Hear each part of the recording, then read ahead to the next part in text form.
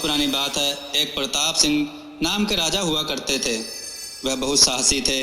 उनकी प्रजा अपने राजा का बहुत आदर सम्मान करती थी, क्योंकि राजा अपनी प्रजा की ज़रूरतों का पूरा ध्यान रखता था। राजा प्रताप सिंह को शिकार का बहुत शौक था। वह अक्सर शिकार के लिए निकल जाते थे। एक दिन राजा कुछ सिपाहियों के साथ शिकार के लिए जंगल गए। शिकार की तलाश में जंगल में काफ़ी अंदर चले गए। जंगल काफ़ी घना था, पर ना जाने क्यों आज एक भी जानवर जंगल में दिखाई नहीं दे रहा था। राजा और उसके सिपाही आगे आगे बढ़ते गए। कई बार राजा इस जंगल में शिकार के लिए आ चुका था। उसे हमेशा शिकार मिल जाया करता था। जंगल में राजा को आज एक भी जानवर दिखाई नहीं दे रहा था। यह देखकर राजा और उसके सैनिक बड़े आश्चर्य में थे, क्योंकि इतने सालों में कभी भी ऐसा नहीं हुआ था कि एक भी जानवर या कोई पक्षी जंगल में दिखाई ना दे। कुछ और आगे जाने पर राजा प्रताप सिंह को एक पक्षी के गाने की मधुर आवाज़ सुनाई दी। आवाज़ बहुत ही मधुर थी। राजा उस मधुर आवाज़ में खो गया और वह उस आवाज़ के पीछे जाने लगा। राजा के पीछे पीछे उसके सैनिक भी चल पड़े। राजा ने देखा एक पेड़ पर बहुत ही सुंदर पक्षी बैठा है। राजा ने सिपाहियों से पूछा कि कौन सा पक्षी है, उसने पहले कभी देखा नहीं। सिपाहियों ने भी कहा पता नहीं, हमने भी पहली बार इस पक्षी को देखा है। राजा ने कहा इसकी आवाज़ बहुत मधुर है। सैनिकों ने कहा लेकिन हमें तो इसकी कोई आवाज़ सुनाई नहीं दे रही। राजा ने कहा तुम ना जाने किस धुन में हो, इसी की आवाज़ सुनकर तो मैं इसके पास आ पहुंचा हूं। राजा धीरे धीरे उसे पकड़ने के लिए उसके पास जाने लगा। राजा को आता देख पक्षी पंख फड़फड़ाते हुए तेजी से उड़ने लगा। राजा ने घोड़े की रफ्तार तेज की और उस पक्षी का पीछा करने लगा, लेकिन पक्षी को वह पकड़ नहीं पा रहा था। फिर अचानक वह पक्षी गायब हो गया। राजा इधर उधर देखने लगा। अब उसे एहसास हुआ कि उसके पीछे तो सिपाही है ही नहीं। उसने आसपास देखा, सिर्फ घना जंगल दिख रहा था। जंगल से बाहर निकलने का रास्ता उसे दिखाई ही नहीं दे रहा था। वह रास्ता भटक चुका था। अब राजा ने आगे ही आगे चलना उचित समझा। कुछ दूर जाने पर उसे एक बस्ती दिखी। हैरान होकर सोचने लगा जंगल में बस्ती, पर उसे थोड़ी राहत भी हुई। राजा बस्ती में चला गया। लोग सब अपने अपने काम में व्यस्त थे।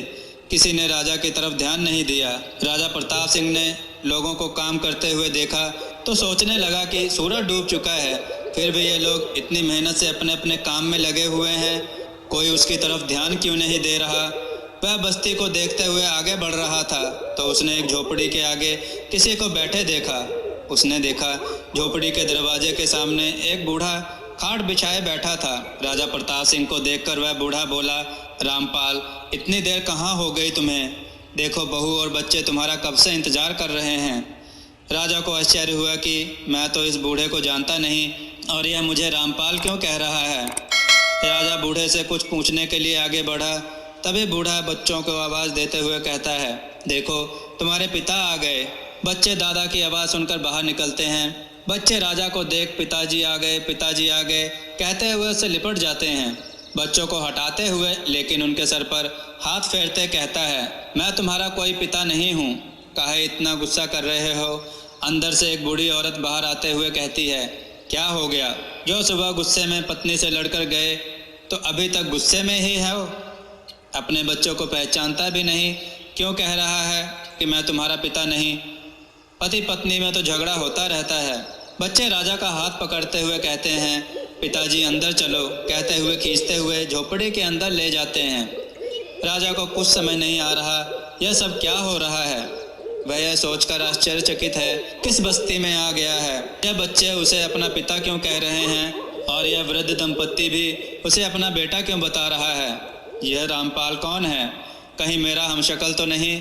तभी एक सुंदर सी युवती उसके सामने आती है। उसे मतभरी नज़रों से देखकर कहती है, क्या हुआ जी, आज बहुत देर हो गई आने में। देखो तो कब से बच्चे और हम तुम्हारा इंतज़ार कर रहे हैं। राजा कुछ जवाब नहीं दे पा रहा था। वह तो बस एकटक उसे निहारता रहा। अब जल्दी से खाने पर बैठ जाओ, किसी ने कुछ नहीं खाया। तुम्हारे बिना सभी तुम्हारे आने का इंतजार कर रहे थे। वह युवती पानी का लोटा लेकर आती है और उसका हाथ धुलवाने लगती है। राजा का ध्यान युवती की ओर है। मन ही मन सोचता है, इतनी सुंदर युवती मेरी तरफ इस तरह क्यों देख रही है। मैं भी इसकी ओर आकर्षित क्यों होता जा रहा हूँ। हाथ धोने के बाद वह अपनी पोशाक की तरफ देखता है उसका कीमती लिबास साधारण धोती कुर्ते में बदल गया है। यह कैसे हुआ? मेरा कीमती लिबास साधारण से सूती कपड़ों में कैसे बदल गया? मैं कौन से जंगल में आ गया हूँ? यह कौन सी जादू की बस्ती है? राजा को कुछ समझ नहीं आ रहा था, लेकिन फिर भी वह उस परिवार के साथ खाना खाने बैठ जाता है। बूढ़ा अपनी बहू से कहता है, रामपाल बहुत थक गया होगा, जा बाहर आंगन में उसकी खाट लगा दे। अच्छा पिताजी कहकर वह उस राजा के लिए खाट पर बिस्तर लगाने लगती है। तभी बच्चे आकर कहते हैं, माँ यहाँ खाट मत बिछाओ, देखो तो यहाँ हमने अभी सुबह तो आम का पौधा लगाया है, थोड़ा हटके लगाओ। ठीक है बेटा। वह उनके लगे आम के पौधे से थोड़ा हटके खाट बिछा देती है। बच्चे राजा को आवाज़ लगाते हैं, पिताजी आओ, माँ ने खाट बिछा दी। राजा सारा दिन का थका था, वह भी आकर खाट पर लेट जाता है। वह युवती राजा के पास आती है और पूछती है, काहे इतना उदास हो और मेरी तरफ देखते भी नहीं, बात भी नहीं करते? राजा कोई जवाब नहीं देता। क्या हुआ? कोई मुझसे गलती हो गई जो मुझसे तुम बात नहीं कर रहे हो?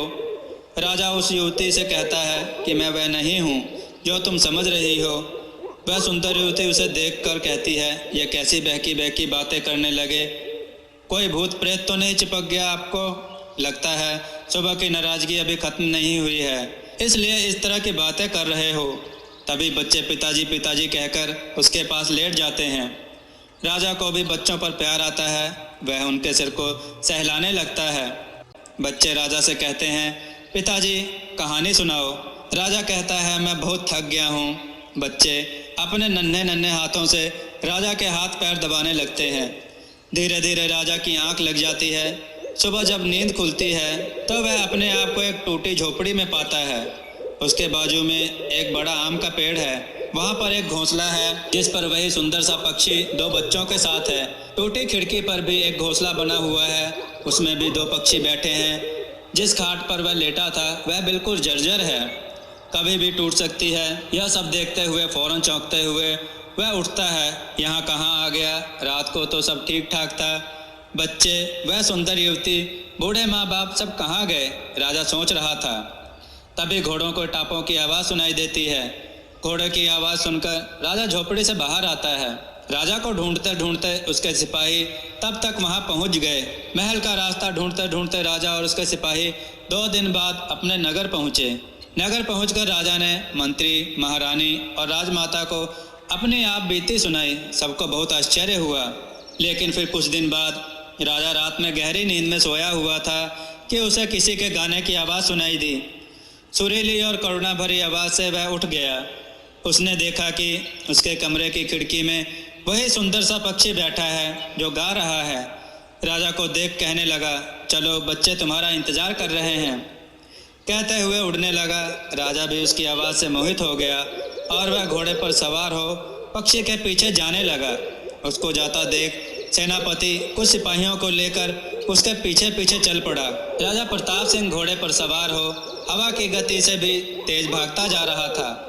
सेनापति और सैनिक भी घोड़े पर बैठकर उसका पीछा कर रहे थे। राजा उसी जंगल में पहुंच गया था, पर राजा के घोड़ों की गति इतनी तेज थी जैसे हवा में उड़ रहा हो और पल भर में जंगल में कहीं गायब हो गया। सिपाहियों को तो पता ही नहीं चला। राजा को इधर उधर तलाश करते रहे, वह नहीं मिला। उधर राजा उसी झोपड़ी में आ पहुंचा। बच्चे और माता पिता उसके स्वागत में खड़े थे। राजा जैसे ही घोड़े से उतरा, बूढ़े ने राजा को झट छाती से लगा लिया और बोला, इतने दिनों बाद तुम घर लौटे हो, अब कहीं नहीं जाने देंगे हम तुम्हें। बूढ़ी औरत ने भी रोते हुए राजा को गले लगाया जैसे उसका बिछड़ा बेटा ही हो। बच्चे भी पिताजी पिताजी कहते हुए उससे लिपट गए और सामने खड़ी वही सुंदर युवती उसे निहारती रही। राजा आश्चर्य से सब कुछ देख रहा था।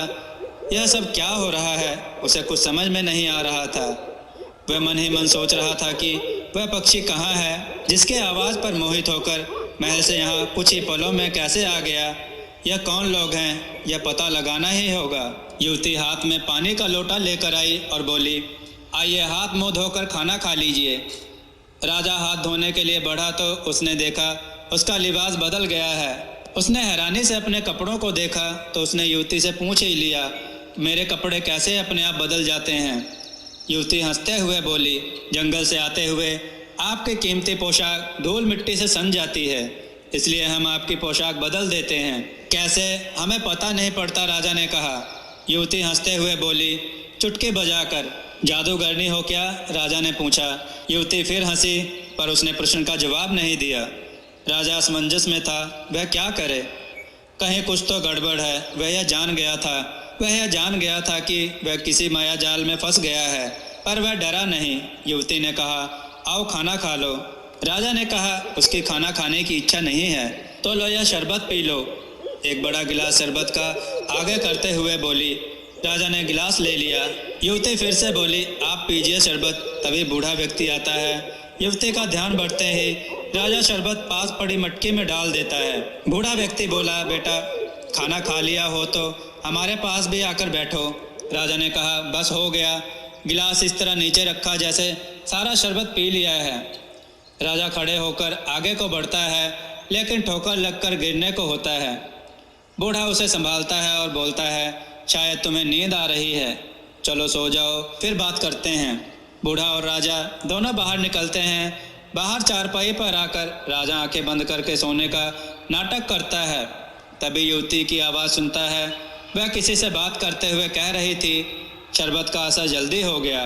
बूढ़े की आवाज़ राजा के कानों में पड़ी, गहरी नींद में आने दो, फिर अपना काम करेंगे। राजा सोच में है, अभी मेरे साथ ये लोग क्या करने वाले हैं। अच्छा मैंने शरबत नहीं पिया। कुछ देर बाद राजा को महसूस होता है कि उसकी खाट उठाकर लेकर जा रहे हैं। वह धीरे से आंख खोलकर देखता है, आसपास घना जंगल है। बस्ती से अभी थोड़ी रोशनी आती दिखाई दे रही थी। वह सोच रहा था, मेरा क्या करने वाले हैं। तभी युवती की आवाज़ सुनाई देती है, बस यहीं खाट रखो। जहाँ राजा को लाया गया था वह एक कब्रिस्तान था।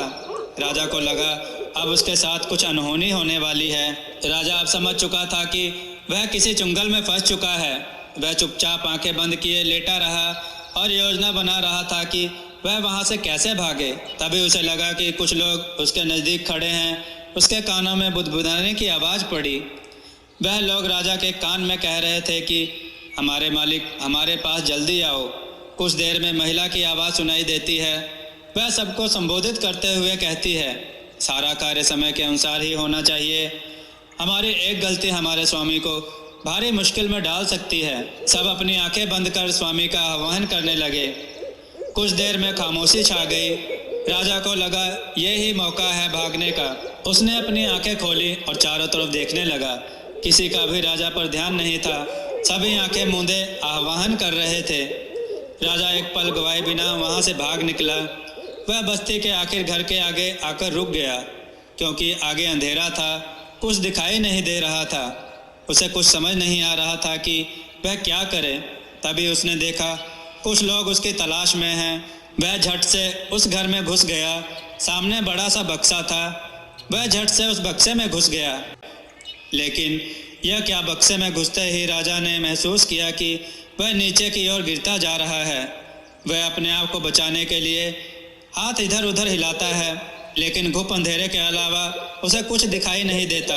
कुछ देर में वह धम करके जमीन पर आ गिरता है। वह एक पल को कुछ नहीं समझ पाया कि उसके साथ ये क्या हुआ। वह उठने लगा तो उठ नहीं पाया। उसके कमर में चोट लगी हुई थी। वह बोला, हे भगवान, मेरे साथ यह सब कुछ क्या हो रहा है। अब मैं कहाँ हूँ। हे भगवान, मेरी मदद कर। कहते हुए वहीं लेट गया और वहीं लेटे लेटे राजा की आंख लग गई। बांसुरी की धुन से उसकी आंख खुलती है। राजा देखता है कि दिन का उजाला चारों ओर फैला है। थोड़ी दूर पर गरड़िया बांसुरी बजाते हुए जा रहा है। राजा उसे बुलाता है, भैया क्या पानी मिलेगा। गरड़िया आवाज़ सुनकर रुक जाता है। इधर उधर देखकर पूछता है, कहाँ हो, दिखाई नहीं दे रहे। इधर नीचे देखो। गरड़िए का ध्यान राजा की तरफ जाता है। कौन है आप, क्या हुआ आपको। मैं राजा प्रताप सिंह, कमर में चोट लगने से उठ नहीं पा रहा हूँ, मेरी मदद करो और बहुत प्यास लगी है भाई, पानी मिलेगा क्या। गरड़िया राजा के पास आता है, उसे पानी पिलाता है और पूछता है, कहाँ चोट लगी है। राजा कमर पर हाथ रखकर कहता है, यहाँ। गरड़िया जैसे ही राजा की कमर पर हाथ रखता है, राजा बिल्कुल ठीक हो जाता है। तुम्हारे हाथों में तो जादू है। कौन हो तुम। गरड़िया तो नहीं हो सकते तुम। गरड़िया बोला, मैं गरड़िया हूँ। मोज सीख करने की भगवान ने मुझे खूबी दी है। मैं साधारण मनुष्य हूँ जो पहाड़ी के नीचे छोटे गांव में रहता हूँ। सुबह गांव की भेड़ बकरियां चराने इस पहाड़ी पर आ जाता हूँ और सूरज ढलने से पहले अपनी बस्ती पहुँच जाता हूँ। आप कौन हो? मैं राजा प्रताप सिंह हूँ। मैं अपने राज्य रामपुर का रास्ता भटक गया हूँ। क्या तुम रास्ता बताने में मेरी सहायता कर सकते हो? गरुड़िया बोला, हाँ, आप अपने राज्य के समीप ही हो। आप पूरब दिशा से पहाड़ी से नीचे उतर जाना, फिर कुछ दूर सीधा चलने पर आगे नदी बहती दिखाई देगी। उस नदी को पार करते ही दुर्गापुर की सीमा शुरू हो जाती है। राजा ने गरुड़िया का बहुत धन्यवाद किया। उसके मन को तसल्ली हुई कि वह अब अपने राज्य जल्दी ही पहुंच जाएगा। गरुड़िया ने राजा को सहारा देते हुए उठाया और पूछा, क्या आप चलने में समर्थ हैं? राजा ने कहा, हाँ, मैं बिल्कुल ठीक हूँ। गरुड़िया ने पोटली निकाली। उसने गुड़ रोटी निकाल कर राजा को दिया। राजा को भूख तो लगी थी, उसने भी गुड़ रोटी लेकर खा लिया। राजा ने गरुड़िया से कहा कि तुमने मेरी बहुत सहायता की है, बताओ तुम्हें क्या चाहिए? गरुड़िया बोला, वह कुछ नहीं चाहता। राजा ने कहा कि वह अपना नाम बताए, अपने महल पहुंचकर उसके लिए कुछ उपहार भेजेगा। गरुड़िया बोला, मैं अपने जीवन में बहुत संतुष्ट हूँ, मुझे कुछ नहीं चाहिए, बस आप सही सलामत अपने महल पहुँच जाएं। मैं भगवान से यही प्रार्थना करता हूँ। गरुड़िया ने राजा को प्रणाम किया और बांसुरी बजाता हुआ अपनी राह चला गया। राजा पहाड़ी से नीचे उतरने लगा। उतरते उतरते उसे शाम हो गई। कुछ दूर चलने पर उसे नदी दिखाई दी, पर नदी पार कैसे करे? उसे तो कोई नौका नहीं दिखाई दे रही थी। वह थोड़ा और आगे बढ़ा। किनारे पर एक नौका दिखाई दी। निकट जाकर वह बोला, नाविक भैया, मुझे उस पार जाना है, जल्दी कर और मुझे उस पार पहुंचा दे। नाविक बोला, हवा तेज है, जान जोखिम में आ जाएगी नदी पार करने पर। राजा बोला, मैं रामपुर का राजा प्रताप सिंह हूँ, नाव खोल दे, मुँह मांगी मजदूरी दूंगा। नाविक बोला, अब तो मैं नाव किसी तरह नहीं खोल सकता, राजा से मेरी नहीं जमती। राजा बोला, मैं तेरे पाँव पड़ता हूँ, शीघ्र नौका खोल दे, परिवार को मिलने के लिए मेरे प्राण निकलते जा रहे हैं। मैं जल्दी रामपुर पहुँचना चाहता हूँ। नाविक बोला, क्या इनाम मिलेगा? जो तू मांगे, राजा ने कहा। नाविक बोला, मैं तो गवार हूँ, मैं क्या जानूँ, तू राजा, तू बता तू क्या देगा? राजा, मैं तुझे मेरे हाथ में हीरे की अंगूठी है वह दे दूंगा, पर मैं हीरे की अंगूठी लेकर क्या करूंगा? लोग मुझे चोर समझेंगे और अगर झोपड़ी में रख लूंगा तो कोई चोरी कर लेगा, मेरा और भी सामान चुरा कर ले जाएगा इस अंगूठी के चक्कर में। अंगूठी नहीं चाहिए तो तू ही बोल क्या चाहिए? राजा ने कहा, मैं क्या जानूं, राजा तू है, तू बोल क्या देगा मुझे? तुम महल में मेरे साथ रह लेना। महल में रहूंगा तो मेरी झोपड़ी में कबूतर घोंसला बना लेंगे और झोपड़ी की क्यारियों में जो फूल लगाए हैं वह सूख जाएंगे, और महल में रहूंगा तो मेरे मित्र बिछड़ जाएंगे, तो महल में तो मैं नहीं रहूंगा। राजा फिर परेशान हो गया और हाथ जोड़कर बोला, नाविक तू ही बता तुझे क्या चाहिए? नाविक फिर बोला, मैं क्या जानूं, तू राजा, तू बोल तू क्या देगा? अब राजा क्रोध में आकर बोला, निर्दयी नाविक, जो मैं देता हूँ वह तुझे चाहिए नहीं, स्वयं कुछ मांगता नहीं। नाविक बोला, तो राजा सुन, मैं जब तुझे नदी पार करा दूं तो कुछ दिन मेरे साथ झोपड़ी में बिताने का वादा कर दे तो मैं तुझे उस पार ले जाऊंगा। राजा कुछ देर सोचकर बोला, कुछ दिन तो नहीं, हाँ, एक दिन तेरे साथ बिताऊंगा, मंजूर है? तो फिर नाविक कहता है, एक दिन से काम नहीं चलेगा, 2 दिन का वादा तो कर। राजा बोला, चल मंजूर, लेकिन 2 दिन से ज़्यादा नहीं। हाँ ठीक है, राजा मान गया। नाविक नाव खोलते हुए बोला, देख तेरे हाँ कहने पर हवा धीरे धीरे बहने लगी है, चल आजा सफ़र शुरू करें। पर सुन राजा, नाव में पैर रखने से पहले नदी को प्रणाम कर, उसका जल आंखों पर लगा, फिर पैर धोकर नाव पर रखना। राजा ने ऐसा ही किया जैसे नाविक ने करने को बोला था और ईश्वर का नाम लेकर सफ़र शुरू किया। नाविक गाना गाते हुए नाव आगे बढ़ाता है। राजा को उसका गाना बहुत भाता है और उससे कहता है, तुम बहुत मधुर गाते हो। नाविक कुछ ना बोला और गुनगुनाता रहा। आसमान बिल्कुल साफ था, आकाश के तारे चमक रहे थे, आकाश का सारा प्रतिबिंब नदी में दिखाई दे रहा था। धीरे धीरे ठंडी हवा बह रही थी। उस पर नाविक का मीठा मधुर गीत सुनकर राजा की सारी थकावट दूर हो गई। उस मधुर वातावरण में कब राजा नींद में सो गया, राजा को पता ही नहीं चला। नाविक धीरे धीरे अपनी मंजिल पर पहुंच गया। उसने राजा को उठाया, उठिए राजा जी, हम अपनी मंजिल पर पहुंच गए हैं। राजा सकपका कर उठा, नाव से उतर नाविक के साथ चल पड़ता है। सामने एक झोपड़ी को देखकर राजा पूछता है, क्या यही तुम्हारी झोपड़ी है? नाविक कहता है, यह झोपड़ी नहीं, मेरे पिताजी की कुटिया है। दोनों कुटिया के पास आकर रुकते हैं। हिरण, खरगोश, गाय, बकरी और आसपास फूलों की क्यारियां थी। चारों तरफ हल्की हल्की फूलों की खुशबू वातावरण को शुद्ध कर रही थी। कुटिया का दरवाज़ा बंद था। नाविक आवाज़ देता है, पिताजी हम आ गए। अंदर से आवाज़ आती है, दरवाज़ा खुला है, अंदर आ जाओ। दोनों अंदर आते हैं। राजा को एक अलौकिक एहसास होता है। सामने एक ऋषि बैठे थे। उनके चेहरे पर एक अलग ही तेज दिखाई दे रहा था। राजा प्रताप सिंह उनको प्रणाम करता है। एक तरफ बैठने के लिए आसन बिछे हैं। वह ऋषि दोनों को वहां बैठने का इशारा करते हैं। दोनों प्रणाम करते हुए वहां बैठ जाते हैं। मैं ऋषि खग हूँ। राजा कहता है, मैं रामपुर का राजा प्रताप सिंह हूँ। ऋषि ने कहा, हाँ मैं तुम्हारे बारे में जानता हूँ। राजा पूछता, आप मुझे कैसे जानते हैं? ऋषि कहते हैं, मैं आपकी प्रजा हूँ। आप इस समय अपने राज्य में ही हैं। राजा के चेहरे पर खुशी आ जाती है, यह जानकर कि वह अपने राज्य में पहुँच चुका है। ऋषि खग राजा से पूछते हैं, सफ़र कैसा था? मेरे पुत्र ने परेशान तो नहीं किया? यह स्वभाव से थोड़ा चंचल है। राजा कहते हैं, नहीं ऐसा तो नहीं है। आपका पुत्र बहुत मधुर गीत गाता है। हाँ यह तो है, बिल्कुल अपनी माता पर गया है। इसकी माता की मधुर आवाज़ भी सबको सम्मोहित कर देती थी। राजा बोले, आपके पुत्र के गीत सुनते सुनते कब सफ़र कट गया पता ही नहीं चला। नाविक मुस्कुराते हुए बोला, परंतु आप निद्रा में चले गए थे। किसी के पायल की आवाज़ सुनकर राजा का ध्यान बढ़ता है तो देखता है सामने से एक सुंदर सी युवती दोनों के लिए खाना लेकर आती है। राजा प्रताप सिंह उसका चेहरा देखते ही हैरान हो जाता है, थोड़ा घबराकर पीछे हो जाता है। ऋषि राजा को देखकर कहते हैं, घबराओ नहीं बेटा, यह वो नहीं है। तो क्या आप जानते हैं उसे?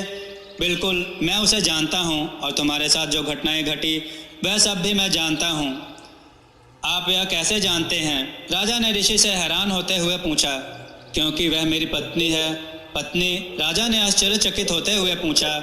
वह कैसे? आज से कोई 25 बरस पहले मैं जंगल में तपस्या में लीन था। तभी एक युवती के मधुर गीत सुनकर मेरी तपस्या भंग होती है। उसकी आवाज़ में इतना सम्मोहन था कि मैं अपनी तपस्या छोड़ उस दिशा की ओर चलने लगा जहाँ से आवाज़ आ रही थी। मैं नदी के किनारे बैठे एक बहुत ही सुंदर युवती को देखता हूँ जो मधुर गीत गा रही थी। मैं उसका सौंदर्य देखकर उस पर मोहित हो गया। उसने मेरे सामने गंधर्व विवाह का प्रस्ताव रख दिया। मैंने भी प्रस्ताव को स्वीकार कर लिया और उसी समय हम दोनों ने गंधर्व विवाह कर लिया। मैं उसके सौंदर्य में ऐसा लीन हो चुका था कि मुझे अपने आश्रम, शिष्य और अपनी कोई सुध न रही। लेकिन जब मेरा सम्मोहन टूटा तब तक वह जा चुकी थी। मेरे 2 संतानें मेरे पास छोड़कर मैंने उसे ढूंढने की कोशिश की, लेकिन मैं उसे ढूंढने में असफल रहा। लेकिन मैंने उसकी खोज जारी रखी। मुझे कई वर्षों बाद पता चला कि वह कोई साधारण मनुष्य नहीं थी। राजा उत्सुकता से पूछता है, तो वह कौन थी? वह एक जिन्न कन्या थी। जिन? राजा बड़े हैरानी से पूछता है। मुझे इसके बारे में विस्तार से बताएं, मैंने पहले कभी इसके बारे में नहीं सुना। ऋषि खग बताते हैं कि ये जिन आग तत्वों से बने होते हैं। गर्मी उन्हें पसंद होती है, पर यह जंगलों में, पहाड़ों, झरनों के पास रहना पसंद करते हैं। बिल्कुल एकांत में अपनी बस्ती बनाते हैं, बिल्कुल हमारी तरह जीवन व्यतीत करते हैं। इनके बीच शादियां बड़ी धूमधाम से होती हैं। जिन जानवर, पक्षी, मनुष्य किसी का भी रूप बना लेते हैं। जिन मनुष्य जाति पर जल्दी आकर्षित हो जाते हैं, ये मनुष्य से विवाह करना पसंद करते हैं। जिस पर ये आकर्षित हो जाते हैं उन्हें पाकर ही रहते हैं। यह अच्छे और बुरे दोनों प्रवृत्ति के होते हैं। अच्छे जिन बहुत कम होते हैं, इनकी आयु बहुत अधिक होती है, कम से कम 200 वर्ष। यह अपना आकार घटा और बढ़ा सकते हैं। इन्हें पहचानना बहुत मुश्किल होता है। कभी कभी तो यह मनुष्यों के घरों में यह जानवर, पक्षी का रूप धारण करके भी रहते हैं। जब तक अपने रूप में रहते हैं तब तक इन्हें मारना बड़ा मुश्किल होता है। हाँ, जब यह कोई पक्षी या जानवर के रूप में होते हैं और उस समय इन्हें मारा जा सकता है। लोगों को बहुत जल्दी अपने वश में कर लेते हैं। यह बहुत ताकतवर होते हैं। राजा फिर पूछता है, तो वह मुझसे क्या चाहती है? तुमसे वह बदला लेना चाहती है। बदला, मुझसे किस बात का बदला लेना है? मुझे तो कुछ ऐसा याद आता नहीं कि मैंने कभी उससे बुरा व्यवहार किया हो। अगर आपको ज्ञात है इसके बारे में तो कृपया मुझे बताएं। ऋषि खग ने कहा, तो सुनो राजन, आज से कोई 7 वर्ष पहले जब तुम 21 वर्ष के थे और अस्त्र शस्त्र की शिक्षा प्राप्त कर गुरुकुल से अपने राज्य लौट रहे थे, उस समय तुम्हारी माता ने अपने पति की सलामती के लिए एक महायज्ञ आयोजित किया था। महायज्ञ में भाग लेने के लिए कई ऋषियों ब्राह्मणों के साथ साथ मुझे भी आमंत्रित किया गया था। महायज्ञ कई दिन तक चलना था, इसलिए हमारे रहने और खाने पीने की उचित व्यवस्था महल में की गई थी। जब मैं अपने कक्ष में आराम कर रहा था तो कक्ष के बाहर किसी स्त्री के गुनगुनाने की आवाज़ सुनी। आवाज़ पहचान कर मैं कक्ष के बाहर आया। तब तक वह कक्ष से आगे जा चुकी थी। मैं भी उसके पीछे पीछे जाने लगा, लेकिन महारानी ने मुझे आवाज़ देते हुए पूछा, कुछ चाहिए ऋषिवर? मैंने महारानी से आगे जाते हुए स्त्री के बारे में पूछा, यह गुनगुनाती जाती हुई स्त्री कौन है? तब महारानी ने बताया कि यह राजमहल की नर्तकी है। महाराज इस पर मोहित हो चुके हैं। जब से यह महल में आई है, बाग बगीचे धीरे धीरे सूख रहे हैं। एक अलग सी गंध महसूस होती है महल में। महाराज का भी ध्यान किसी कार्य में नहीं रहता। उनका सारा समय नर्तकी के कक्ष में बीतता है।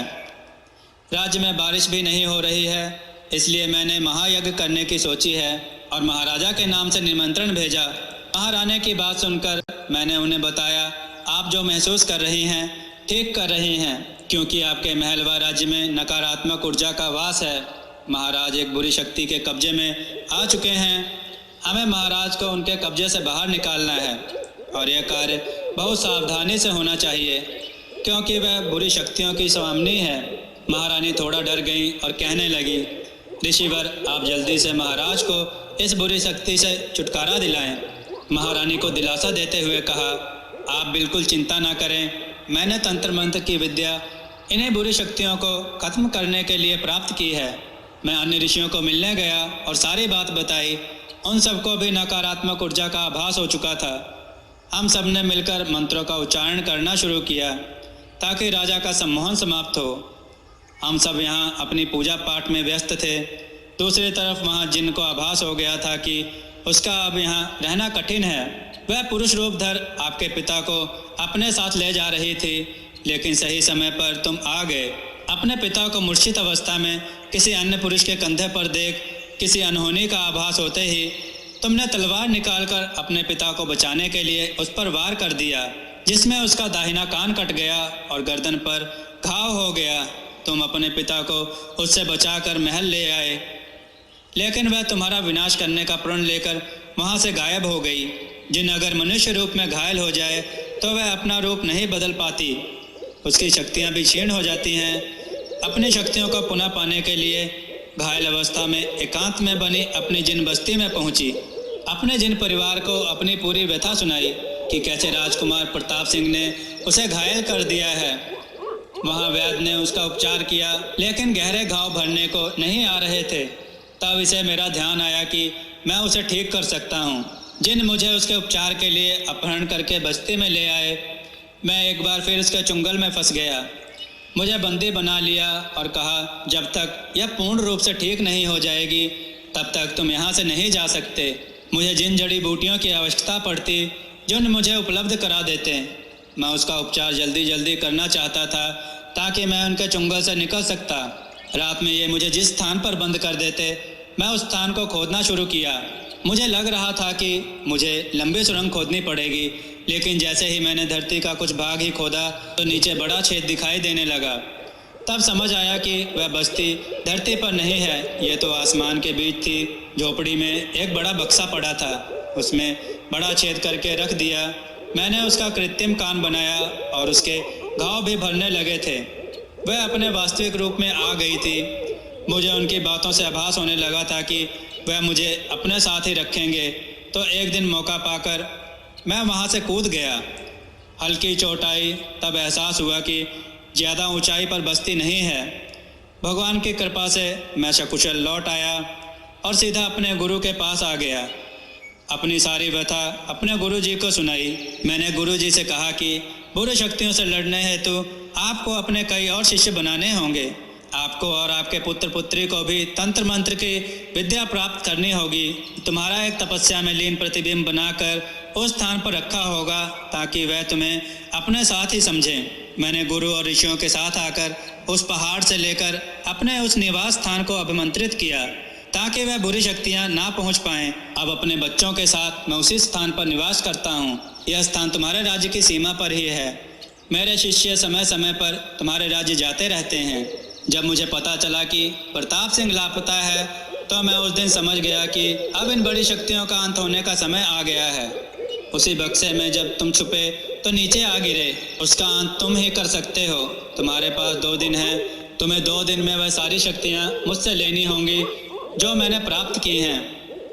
ऋषिवर, अगर आपके पास उसे समाप्त करने की सारी शक्तियाँ आपके पास हैं तो उसे आप स्वयं समाप्त क्यों नहीं कर देते? राजन, ऐसा है, मेरे पास तंत्र मंत्र की शक्ति तो है, लेकिन मैं बलशाली, साहसी और फुर्तीला नहीं हूँ। तुम बलशाली हो, बुद्धिमान हो, तुम अकेले नहीं हो। हम सब भी तुम्हारी सहायता करेंगे उसे समाप्त करने में। राजा प्रताप सिंह ने ऋषि खग की सारी बातें सुनी, पर ना जाने क्यों उसके मन में ऋषि के लिए शंका उत्पन्न हो रही थी। वह उसकी सभी बातों को मानने को तैयार नहीं था। राजा को ऋषि की चमत्कारी ताकतों की कहानी का यकीन नहीं हो रहा था। राजा सोचने लगा कि अगर ऋषि की बातें सही हैं तो मेरे राज्य को भी इन शक्तियों से खतरा है। महल में ना होने के कारण शायद इन शक्तियों का महल पर कब्जा हो गया है। मुझे इतना तो याद है कि मैं अपने पिता को अनजान पुरुष से बचाकर लाया था, पर उसका कई साल तक हमारे राज्य में प्रवेश नहीं हुआ। अब अचानक इतने सालों बाद कैसे? उसे कुछ सोचता देख ऋषि बोले, किन विचारों में खो गए? राजा बोला, मैं अपनी प्रजा के बारे में सोच रहा हूँ। मेरे राज्य की व्यवस्था तो अस्त व्यस्त हो गई होगी। ऋषि बोले, तुम राज्य की चिंता मत करो, वह सुचारू रूप से चल रहा है। तुम्हारे मंत्री, तुम्हारी माता सब प्रजा की देखभाल कर रही हैं। सभी तुम्हारे सुरक्षित रहने की कामना कर रहे हैं। उन सबको पूरा विश्वास है कि तुम जहाँ भी हो सही सलामत हो। राजा ने पूछा, यह सब आपको कैसे पता? मैंने सब पता करवाया है, तुम चिंतित मत हो। राजा को ऋषि पर थोड़ा शक होने लगा। वह असमंजस में है कि ऋषि की बातें पूर्ण रूप से विश्वास करने योग्य हैं अथवा नहीं। राजा सोचता है कि उसके पास और विकल्प भी तो नहीं। ऋषि खग राजा से कहता है, हमारे पास बहुत कम समय है, तो आज से तुम्हारी विद्या शुरू है। नदी में स्नान करके फिर वही पूजा होगी। वहाँ हमें एक घेरा बनाकर अग्नि प्रज्वलित करनी होगी। इसके लिए हमें बहुत सी लकड़ियाँ चाहिए। तो तुम अभी सोम के साथ जंगल जाओ और लकड़ियाँ लेकर आओ। सोम और राजा जंगल से लकड़ियाँ लेने निकल पड़ते हैं। रास्ते में बातें करते हुए राजा सोम से पूछते हैं कि ऋषि जिन बुरी शक्तियों के बारे में बता रहा है, उनसे तुम्हारा कभी सामना हुआ है? मेरा इनसे कभी सामना तो नहीं हुआ, पर मुझे भूत प्रेत आत्मा पर विश्वास है। क्या तुमने इन्हें देखा है? नहीं, मैंने कभी नहीं देखा। तुम कैसे विश्वास कर सकते हो जब तुमने कभी देखा नहीं? सोम ने कहा, पर मैंने सुना है आत्मा हमें दूसरी दुनिया का ज्ञान देती है जो हम नहीं जानते। राजा प्रताप सिंह ने कहा, मुझे आत्मा से मिलना है, तो ये कहाँ मिलेगी? सोम ने बड़े भोलेपन से कहा, घने जंगल में पेड़ पर उल्टी लटकी। राजा हंसने लगे, मैं तो कई बार शिकार करने जंगल गया हूँ, मैंने तो कभी पेड़ पर उल्टी लटकी आत्मा नहीं देखी। तुम भी तो यहाँ लकड़ी लेने आते हो, क्या तुमने कभी देखी है आत्मा? सोम बोला, नहीं, ये जंगल अधिक घना है, शायद इसलिए यहाँ आत्मा नहीं रहती। चलते चलते दोनों को सामने एक बुढ़िया बेर तोड़ती दिखाई दी। तो सोम ने पूछा, कौन हो तुम? पहले तो कभी नहीं देखा यहाँ। बुढ़िया बोली, मैं तो सालों से यहीं सामने झोपड़ी में रहती हूँ। तुम बताओ, तुम अजनबी कौन हो? मैं राजा प्रताप सिंह और ऋषि खग का पुत्र सोम है। राजा प्रताप सिंह का तो नाम सुना है, पर ऋषि खग का नाम तो पहली बार सुन रही हूँ। यहाँ तो एक दुष्ट तांत्रिक अपने शिष्यों के साथ रहता है जो तंत्र मंत्र करता है। राजा चौंक कर बोले, दुष्ट तांत्रिक? सोम पोल खुलते देख वहाँ से भागने की कोशिश करता है। राजा उसे पकड़ लेते हैं। बता, ये सारा क्या षड्यंत्र है?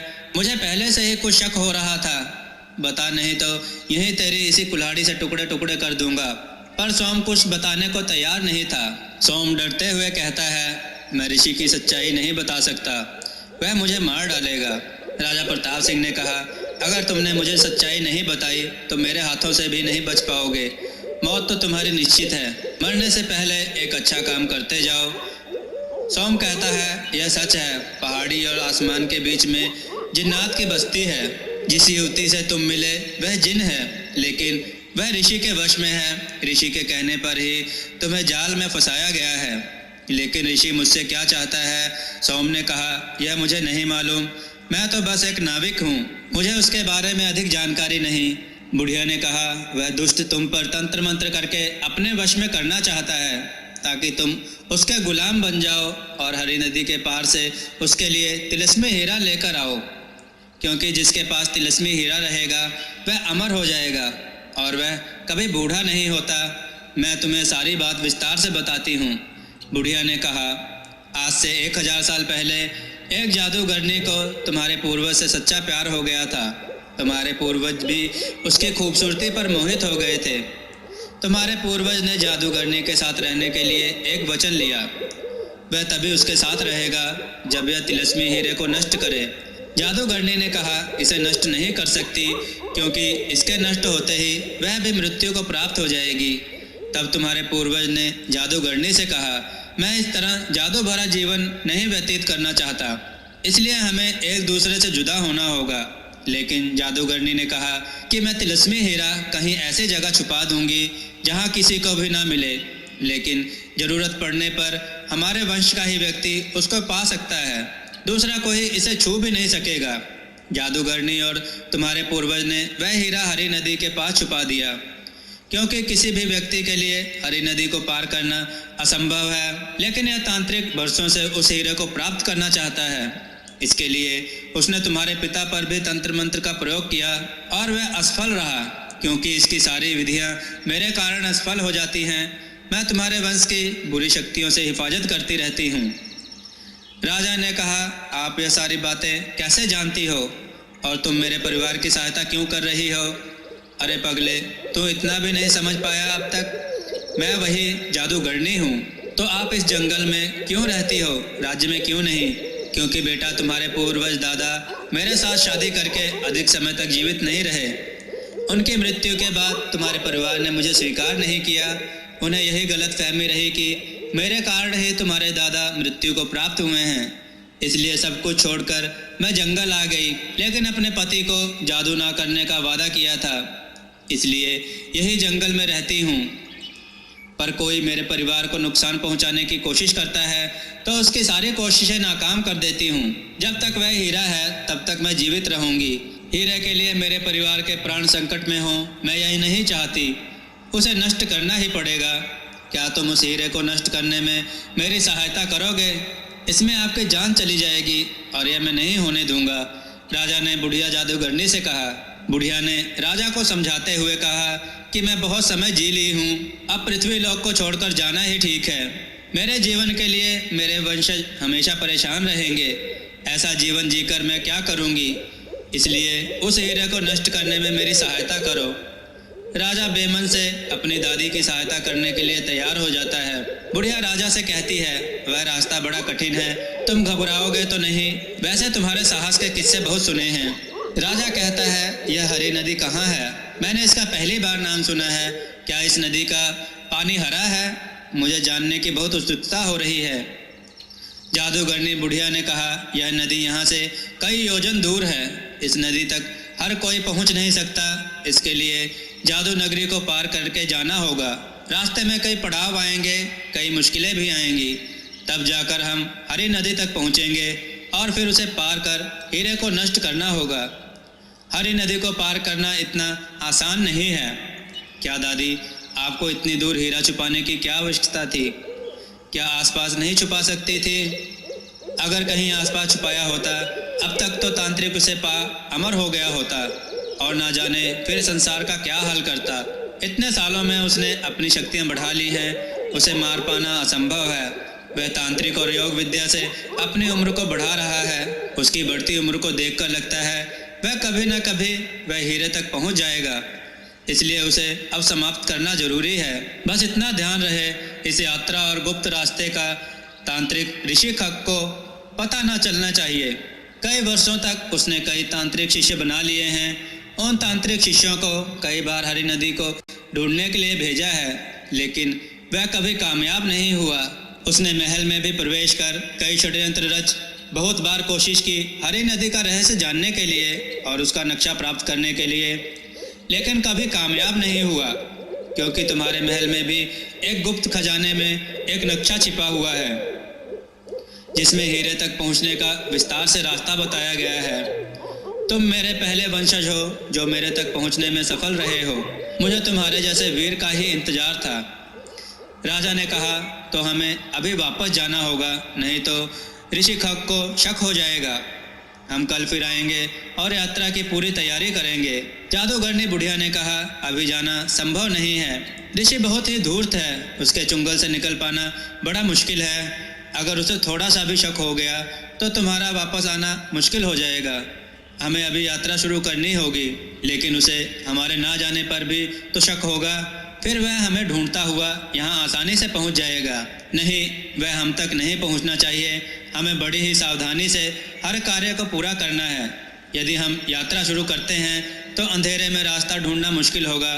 आपको क्या लगता है, इस समय जंगल से यात्रा शुरू करके और ऋषि को पता नहीं चलेगा? बुढ़िया जादूगरनी ने कहा, हमें गुप्त रास्ते से यात्रा करनी होगी। गुप्त रास्ता? राजा ने चौंकते हुए कहा, यह रास्ता कहाँ से निकलता है? जादूगरनी राजा और सोम को लेकर झोपड़ी में बने कमरे में लेकर जाती है।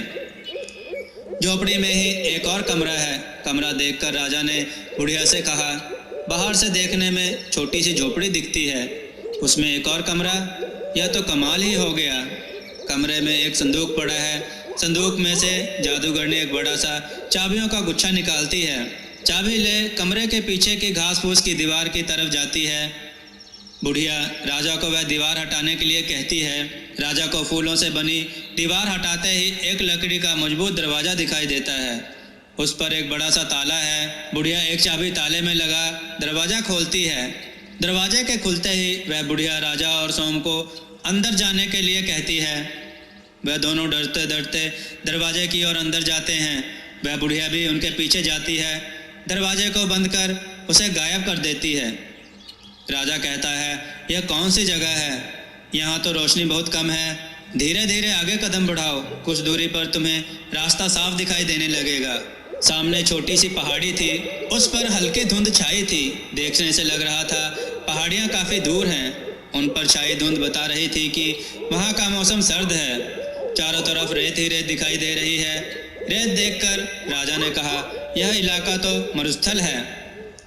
रेत के अलावा कुछ पहाड़ी दिखाई दे रही हैं और कुछ नहीं। सोम ने कहा, यह रेत के टीले हैं, पहाड़ियाँ नहीं। यह अपने आप बन जाते हैं और अपने आप भी समाप्त हो जाते हैं। मैं ऋषि खग के साथ यहाँ शिव पूजा के लिए आ चुका हूँ। यह पहले एक उपजाऊ जमीन थी। कई वर्षों तक यहाँ बारिश नहीं हुई तो धीरे धीरे यह स्थान मरुस्थल बन गया। बुढ़िया ने कहा, बारिश इसलिए नहीं हुई क्योंकि इस स्थान पर खग ने अपना कब्जा कर लिया था। बहुत से लोगों को उसने अपना शिष्य बनाया और उसने भगवान की पूजा के लिए मना कर दिया। रात में वह शिष्यों के साथ तंत्र मंत्र किया करता था। धीरे धीरे यहाँ के वातावरण में नकारात्मक ऊर्जा आने लगी। उसी नकारात्मक ऊर्जा के कारण 70 साल से बारिश नहीं हुई। धीरे धीरे इस धरती से पानी समाप्त हो गया। यह जगह मरुस्थल में बदल गई। लोगों के शरीर में भी परिवर्तन होने लगे। यहाँ पर मनुष्य के चेहरे तो हैं, पर शरीर छिपकली, बिच्छू, चमगादड़ और मकड़ी का है। उनका व्यवहार भी बदल गया है। हमें उनसे छिपकर आगे बढ़ना होगा। उन्होंने अगर हमें देख लिया, वह हमें आगे बढ़ने से रोक सकते हैं। राजा ने कहा, यहाँ से हमें आगे कहाँ तक जाना है? बुढ़िया ने कहा, वह दूर धुंधली सी सामने जो पहाड़ी दिखाई दे रही है, उसी एक पहाड़ी पर 1000 वर्ष पुराना शिव मंदिर है। हमें वहाँ जाना है। हमारा पहला पड़ाव शिव मंदिर है। शिव मंदिर क्यों दादी? यह वहीं जाकर तुम्हें पता चलेगा। वह आगे बढ़ते हैं। अचानक सामने रेत उमड़ती दिखाई देती है। सोम कहता है, लगता है रेत का तूफान आ रहा है। उड़ती रेत में चलना मुश्किल हो रहा है। आंखों में रेत पड़ रही है। बुढ़िया कहती है, यह तूफान नहीं है। सामने देखो, यहाँ की बिच्छू प्रजाति हमारी ओर आ रही है। क्या वह हमें नुकसान पहुँचा सकते हैं? यहाँ के वातावरण में नकारात्मक ऊर्जा है। जब तक वह ऊर्जा समाप्त नहीं होती, यहाँ के लोग हिंसक हो सकते हैं। राजा यह सुनकर अपनी दादी से बोला, मुझे क्या करना होगा ताकि यहाँ से नकारात्मक ऊर्जा समाप्त हो जाए और सकारात्मक ऊर्जा आ जाए।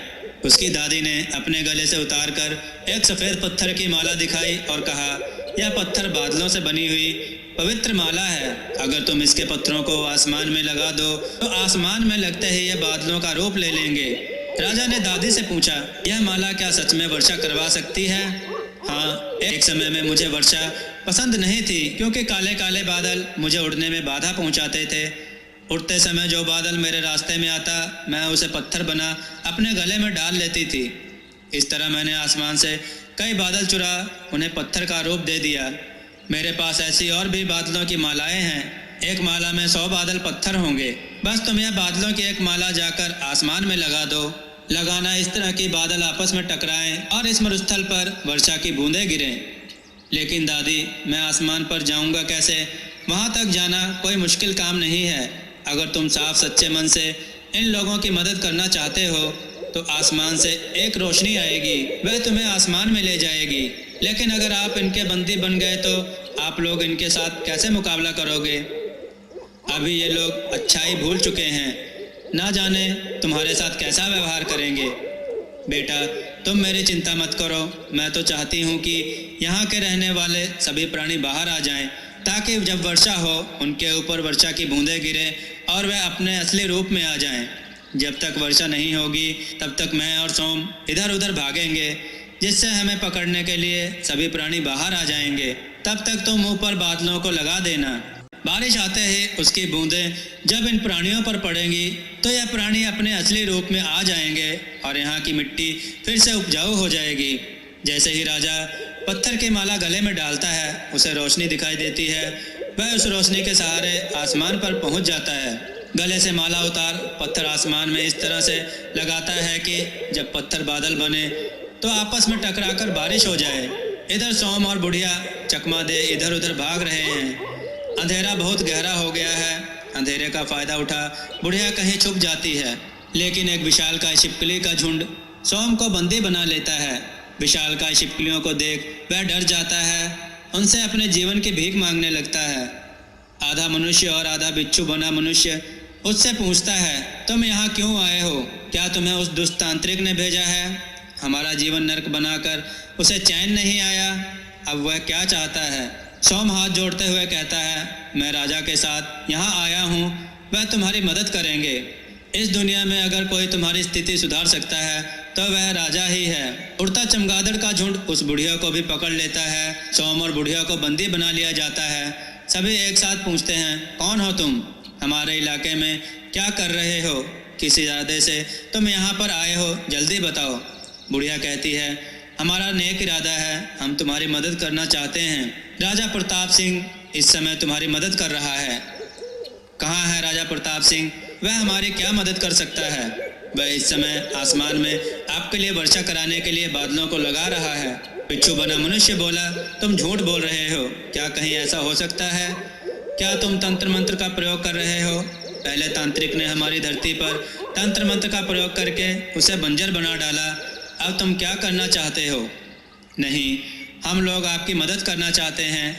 उसके पास पवित्र बादल पत्थर हैं। वह पत्थर आसमान में लगते ही अपने बादलों के रूप में आ जाएंगे। तभी बादलों की गड़गड़ाहट सुनाई देती है। आसमान में तेज रोशनी छा जाती है। इसी रोशनी से राजा नीचे उतरता दिखाई देता है। यह नज़ारा देख लोगों को विश्वास हो जाता है, यह लोग हमारी मदद के लिए आए हैं। सोम और बुढ़िया मुक्त कर दिए जाते हैं। राजा सकुशल धरती पर लौट आता है। तभी आसमान में तेज बिजली कड़कती है। चारों तरफ तेज सफ़ेद रोशनी फैल जाती है। बहुत तेज वर्षा होने लगती है। सभी लोग बहुत खुश हैं, पर बंजर भूमि पर इतनी बारिश का कोई असर नहीं हो रहा। राजा ईश्वर को प्रार्थना करता है, वर्षा तब तक ना रुके जब तक यहाँ की नकारात्मक ऊर्जा समाप्त ना हो जाए। सभी लोग ईश्वर से प्रार्थना करते हैं। 3 दिन लगातार भारी बारिश होती है। 3 दिन तक वह लोग मरुस्थल में उन लोगों के साथ रहते हैं। चौथे दिन जब राजा की तड़के नींद खुलती है तो वह देखकर हैरान हो जाता है कि आसपास हरियाली छाई है। सब लोग पहले जैसे मनुष्य के रूप में आ गए हैं। राजा और लोगों का खुशी का ठिकाना ना रहता। सब लोग खुशी से नाचने लगते हैं। वह लोग राजा और दोनों को उनकी मदद के लिए धन्यवाद देते हैं और कहते हैं कि यही हमारे साथ रहें। लेकिन राजा ने कहा कि वह एक लंबी यात्रा पर है, यात्रा पूरी कर तुम्हारे साथ जरूर कुछ दिन बिताएगा। उनकी आज्ञा ले तीनों आगे बढ़ते हैं।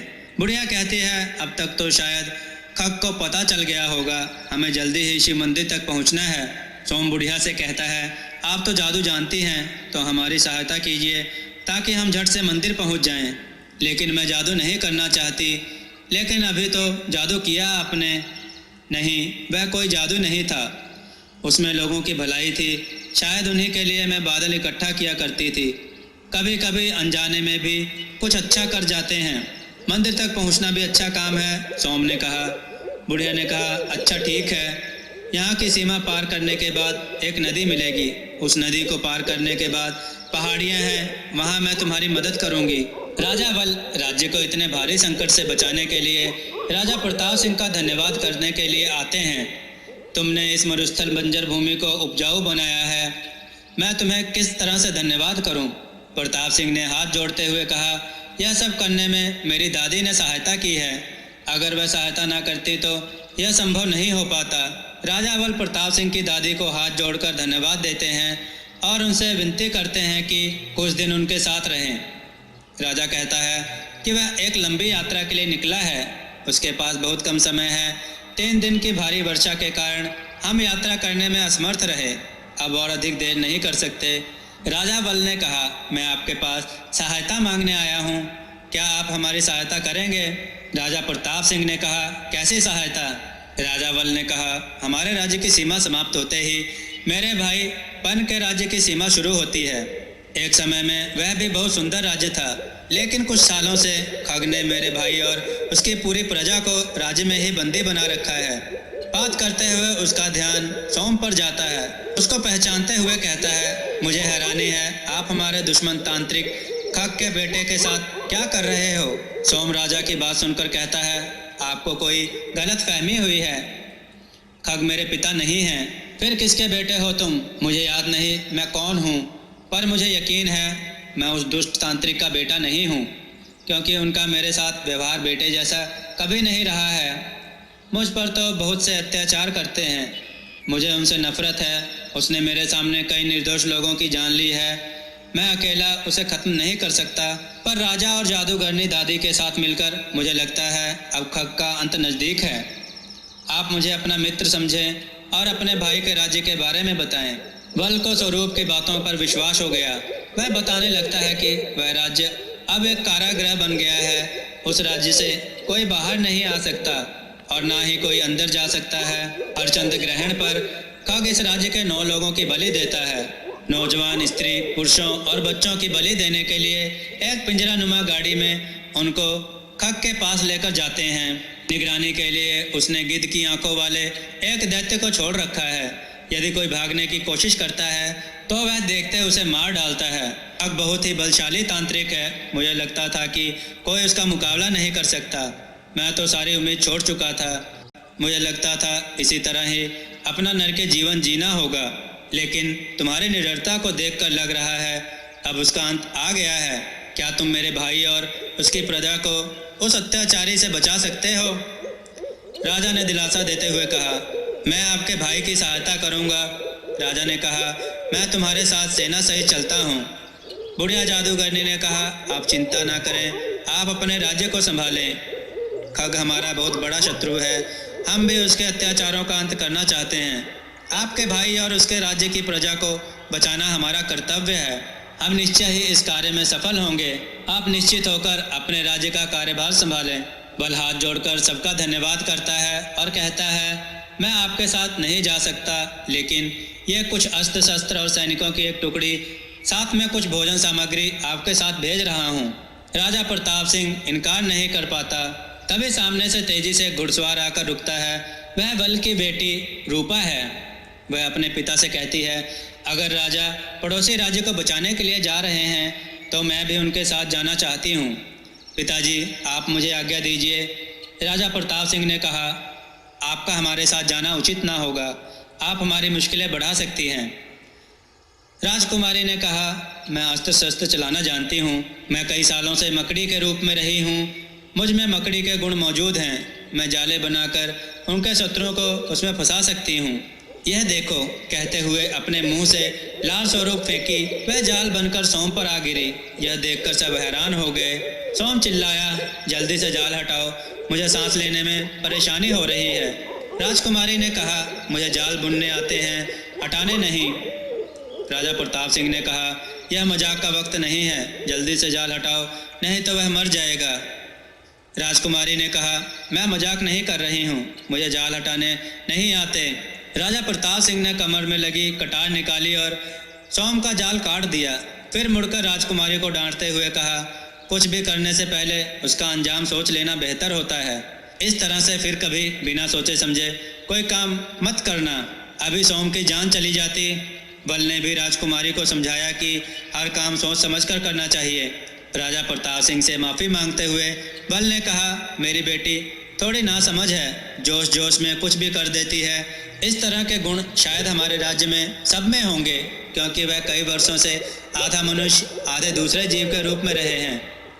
सैनिक बोले, हाँ, हम सब में ऐसे गुण हैं। राजा प्रताप सिंह ने कहा, अगर तुम सब मनुष्य बनकर रहना चाहते हो तो इन सब गुणों को भूल जाना होगा। दूसरे जीवों के गुणों से दूर मनुष्य ही बने रहें तो बेहतर होगा। क्या तुम सब मेरी बात से सहमत हो? सबने राजा को विश्वास दिलाया कि वह ऐसा कुछ नहीं करेंगे जिससे किसी को तकलीफ हो। राजा बल प्रताप सिंह को रोककर कहते हैं, प्रताप सिंह, मैं तुमसे बहुत प्रसन्न हूँ। उपहार में मैं तुम्हें अपना 3 घोड़े वाला रथ, तलवार और धनुष बाण को देता हूँ। कुछ अग्नि बाण प्रताप सिंह को देते हुए कहता है, जब भी तुम किसी परेशानी में हो तो यह बाण चला देना। अग्नि बाण देखकर मैं और हमारे सैनिक तुम्हारे लिए उस स्थान पर पहुँच जाएंगे जहाँ तुम मुसीबत में होगे। राजा धन्यवाद देते हुए विदा लेता है। रूपा और सैनिक भी राजा से विदा लेते हैं। राजा बल सबको विजयी भाव का आशीर्वाद देते हैं। सभी घोड़ों को तेजी से दौड़ाते हुए आगे बढ़ते हैं। काफी दूर चलते हुए सब थक गए हैं। चलते चलते एक झील दिखाई देती है। आसपास फलों से लदे पेड़, रंग बिरंगे फूलों की खुशबू से सारा वातावरण महक रहा है। राजा कहते हैं, सब थक गए हैं, थोड़ी देर यहीं रुकते हैं। सैनिक घोड़ों को पेड़ों पर बांधकर वातावरण का आनंद ले रहे हैं। सोम भी झील के किनारे बैठ गीत गाने लगता है। उसका मधुर गीत सुनकर राजकुमारी सोम के पास जाती है और उससे बोलती है, आप बहुत मधुर गाते हैं। सोम शुक्रिया कहता है और वहाँ से जाने लगता है। राजकुमारी कहती है, क्या आप अभी भी मुझसे नाराज हैं? सोम ने कहा, ऐसी कोई बात नहीं, मेरे आने पर आप यहाँ से क्यों जा रहे हो और गाना बंद भी कर दिया। सोम कहता है, अब चलना चाहिए, अभी यात्रा बहुत लंबी है। वह देखिए, सभी सैनिक चलने के लिए तैयार हैं। कुछ घंटों की यात्रा के बाद पन के राज्य में पहुँचने ही वाले थे कि राजा ने गीली मिट्टी में पंजे देख सबको सतर्क रहने के लिए कहा। सोम ने कहा, सब सावधान हो जाओ, इन पंजों की छाप को देखकर लगता है आसपास कोई बड़ा जानवर है। लोगों की चीखने की आवाज़ सुनाई देती है। राजा प्रताप सिंह, मुझे लगता है कोई संकट में है। सोम और बूढ़ी जादूगरनी ने कहा, दाईं ओर से लोगों के चीखने की आवाज़ तो आ रही है। राजा ने कहा, एक साथ जाने से अच्छा है कि मैं सामने से जाता हूँ, तुम सब इस स्थान की घेराबंदी कर लो। राजकुमारी ने कहा, मैं आपके साथ आऊँगी। हमारे पीछे दादी और स्वरूप बाकी सेना घेराबंदी करके दैत्य को एक साथ मिलकर पकड़ने की कोशिश करेंगे। सामने का दृश्य देख चारों के होश उड़ गए। एक विशाल दैत्य था जिसके सर पर सींग थे, पाँव की जगह बाज की तरह बड़े बड़े पंजे, इंसान की तरह बाजू और हाथ, पीठ के पीछे चमगादड़ की तरह बड़े बड़े पंख, चेहरा इंसानों की तरह, गिद्ध की आंखें, काले रंग की मोटी नाक, होठों के बाहर चमकते हुए नुकीले सफ़ेद दांत। कुछ लोग पंजों में बंद थे, वह चीख चिल्ला रहे थे। कुछ लोग अपनी जान बचाने के लिए डर से इधर उधर भाग रहे थे। उस दैत्य ने अपने हाथों में कुछ लोगों को पकड़ भी रखा था। राजा ने कहा, यह दैत्य तो बहुत विशाल है, इस तक कैसे पहुंचा जाए। राजकुमारी ने राजा से कहा, अगर आप इजाज़त दे तो मैं दैत्य पर जाल फेंकती हूँ। जालों की रस्सियों के सहारे हम दैत्य तक पहुँच सकते हैं। राजा ने कहा, हाँ, यह बहुत अच्छा उपाय है, ऐसा ही करते हैं। राजकुमारी ने दैत्य के ऊपर जाल फेंकने शुरू किए। सोम और राजा जाल की रस्सियों के सहारे दैत्य पर चढ़ गए। राजा फुर्ती से दैत्य के कंधे पर बैठ उसके बाजू पर तलवार से वार करता है। दैत्य के हाथ बहुत मजबूत हैं। सोम उसके पेट पर तलवार से वार करता है। दैत्य पर उनका कोई असर नहीं हो रहा था। तब तक सैनिक उस पर बाणों की वर्षा कर देते हैं। दैत्य के हाथों की पकड़ ढीली पड़ते ही लोग उसके हाथ से छूटकर नीचे गिर जाते हैं। वह दैत्य राजा को पकड़ने के लिए हाथ आगे करता है। राजा झट से उसके सींग को पकड़कर झूलने लगता है और मौका पाकर बुढ़िया पंजों पर वार करती है। दैत्य लड़खड़ाते हुए गिर जाता है। सभी बाणों की बौछार कर देते हैं। दैत्य कहता है, इन छोटी छोटी स्त्रियों ने मुझे मार गिराया। उसी समय राजा तलवार से दैत्य के सिर पर वार करता है। उसके सींग जैसे ही कटकर गिरते हैं वह दर्द से चिल्लाने लगता है। अचानक आकाश का रंग लाल हो जाता है। धीरे धीरे दैत्य का रूप बदलने लगता है। आसपास धुआं उठने लगता है। कुछ देर बाद जब धुआं छटता है तो राजा दैत्य का असली चेहरा देखकर हैरान हो जाता है। दैत्य भी असली रूप में आते ही राजा प्रताप सिंह को बेटा कहते हुए गले लगा लेता है। प्रताप सिंह भी पिता को सामने जीवित देखकर हैरान हो जाता है। क्या पिताजी, आप सच में जीवित हैं? मुझे विश्वास नहीं हो रहा, क्योंकि आपके शव का संस्कार तो मैंने अपने हाथों से किया था। फिर आप यहाँ कैसे? बेटा, यह सब षड्यंत्र खक का है। जिसे तुम बचा कर लाए वह मैं था ही नहीं। उसने मुझे धोखे से कैद किया, फिर मेरे स्थान पर किसी बहरूपियों को महल में भेजा था। मुझ पर मायावी शक्ति का प्रयोग कर यहाँ दैत्य बनाकर रखा। जिसका तुमने संस्कार किया वह भी खक के षड्यंत्र का कोई लाचार मनुष्य होगा। राजकुमारी पिंजरे में कैद अपने चाचा और उसके परिवार को निकालती है। पन सबका बहुत धन्यवाद देते हैं। पन और उसकी प्रजा राजा की जय जयकार करने लगती है। पन उन्हें आज की रात अपने साथ बिताने का आग्रह करता है। राजा प्रताप सिंह और सेना पन का निमंत्रण स्वीकार कर लेती हैं और रात वहीं गुजारते हैं। अगले दिन राजा अपने पिता को अपनी बुढ़िया दादी और उसके हीरे के बारे में बताता है और उनसे कहता है कि आप राज्य वापस लौट जाएं। मैं आगे की यात्रा पर जा रहा हूँ। पिता सारी सच्चाई जानकर बोले, मैं भी यात्रा में तुम्हारे साथ चलूँगा। हम सब एक साथ अपने राज्य वापस जाएंगे। राजकुमारी भी साथ चलने के लिए कहती है। बुढ़िया कहती है कि मेरे वंशज के अलावा उस मंदिर के गर्भगृह तक कोई नहीं पहुंच सकता, इसलिए तुम सबका यहीं से लौट जाना ही बेहतर होगा। तो क्या सोम भी हमारे साथ लौट जाएगा? नहीं, मंदिर में हमारे लौटने की प्रतीक्षा करेगा। खग और उसके शिष्यों को आने से रोकेगा। राजकुमारी ने कहा, तो फिर ठीक है, सोम के साथ मैं और मेरे कुछ सैनिक मंदिर में आपकी सुरक्षा के लिए रुकेंगे। बुढ़िया कहती है, तुम क्यों हमारे साथ जाने की जिद करती हो? अपने राज्य लौट जाओ। राजकुमारी कहती है कि मैं सोम से प्रेम करती हूँ। वह जहाँ जाएगा मैं उसी के साथ जाना चाहूँगी। मैं उसको इस तरह अकेले जोखिम में नहीं डाल सकती। राजकुमारी की जिद देखकर सब उसे अपने साथ ले जाने के लिए तैयार हो जाते हैं। राजकुमारी सेना को वापस भेज देती है, लेकिन कुछ सैनिक उसके साथ आगे की यात्रा पर जाने को तैयार हो जाते हैं। राजा कहता है, सूरज सर पर चढ़ आया है। आगे की यात्रा का रास्ता रात होने से पहले पूरा हो जाए तो अच्छा है। हमें जल्दी ही निकलना चाहिए। प्रताप सिंह, दादी और उसके पिता रथ पर सवार हो आगे बढ़ते हैं। राजकुमारी, सोम और सैनिक उसके पीछे पीछे घोड़े पर चलते हैं। बिना कहीं पड़ाव डाले शाम ढलने तक धीरे धीरे बढ़ते हैं। सूरज छिपते देख सोम ने कहा, एक दूसरे से बातें करते, काफ़ी रास्ता कट गया है। देखो अंधेरा हो रहा है। हमें यहीं आसपास सुरक्षित स्थान देखकर रात को रुकना होगा। बुढ़िया ने कहा, हम सही रास्ते पर हैं। मंजिल अब दूर नहीं है, पर अंधेरे में यात्रा करना मुश्किल होगा, इसलिए यहीं कहीं पेड़ के नीचे रात बिताते हैं। पेड़ से घोड़ों को बांध दिया जाता है। घोड़ों के गले में बंधे थैलों में उनके लिए चने थे। एक और थैला था जिसमें सबके लिए गुड़ के मीठे गुलगुले, पकौड़ियाँ और बाकी चीज़ें थी। पिता ने कहा, मेरे पास पानी समाप्त हो गया है। किसी के पास पानी है तो दे दो। सोम बोला, मेरे घोड़े पर पानी की मस्कें टंगी हैं, अभी आपको पानी लाकर देता हूँ। सब पेट भर खाकर सो जाते हैं। आधी रात में एक आवाज़ आती है, मैं बरसों का प्यासा हूँ, मुझे पानी पीना है। कोई मुझे पानी पिला दो। कोई है जो मेरी प्यास बुझा दे। बार बार दर्द भरी पुकार सुनकर सबकी नींद खुल जाती है। कौन है?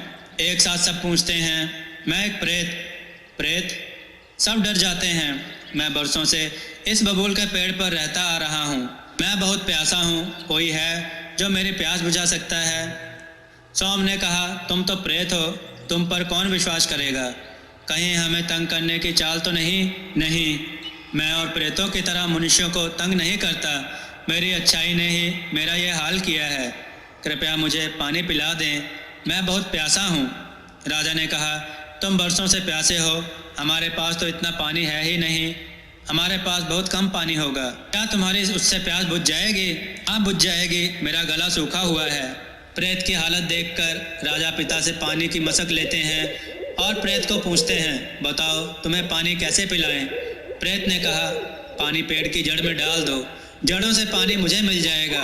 बुढ़िया राजा को रोकते हुए कहती है, प्रेत पहले तुम अपने बारे में बताओ, कौन हो तुम? प्रेत बनकर कैसे बरसों से इस बबूल के पेड़ पर रह रहे हो? प्रेत अपने बारे में बताता है, मैं एक ऋषि था, हमेशा तपस्या में लीन रहता था। तांत्रिक खग मेरे स्थान पर तंत्र मंत्र विद्या किया करता था। खग का नाम सुनते ही सब एक दूसरे को देखने लगते हैं। एक और खग के अत्याचारों का शिकार। प्रेत ने कहा, क्या तुम तांत्रिक खग को जानते हो? सबने एक साथ कहा, हाँ, वह बहुत ही दुष्ट और अत्याचारी है, उसका विनाश करना अब बहुत आवश्यक हो गया है। तुम अपने बारे में आगे बताओ, उसने तुम्हारे साथ क्या किया? खग और उसके शिष्य मेरे स्थान पर आकर जानबूझकर मुझे तंग करते थे और मेरी तपस्या में विघ्न डालते थे। एक दिन मैंने उसे अपने स्थान से जाने का आग्रह किया, लेकिन उसने क्रोध में आकर मेरी हत्या कर दी और मेरी आत्मा को कैद कर लिया। जब भी उस दुष्ट को कोई बुरा काम करवाना होता तो वह मेरी आत्मा से करवाता था। मुझे मनुष्य के शरीर में प्रवेश करवा उन्हें परेशान करने के लिए कहता, लेकिन जिस काम में किसी को दुख पहुँचे, तकलीफ हो, मैं उस काम को नहीं करता था। ऐसा कार्य करने में मुझे खुद को तकलीफ होती थी। मैं उसका कोई बुरा कार्य नहीं करना चाहता था, इसलिए उसने मुझे इस वीरान जगह के इस कांटेदार वृक्ष पर छोड़ दिया। मैं पानी मांगते हुए तड़प तड़प कर मृत्यु को प्राप्त हुआ। तब से ही मैं प्यासा हूँ। मैं रोज प्यास से व्याकुल हो पानी मांगता हूँ। इतने बरसों बाद आज किसी ने मेरी आवाज़ सुनी है, क्योंकि यहाँ कोई आता जाता नहीं।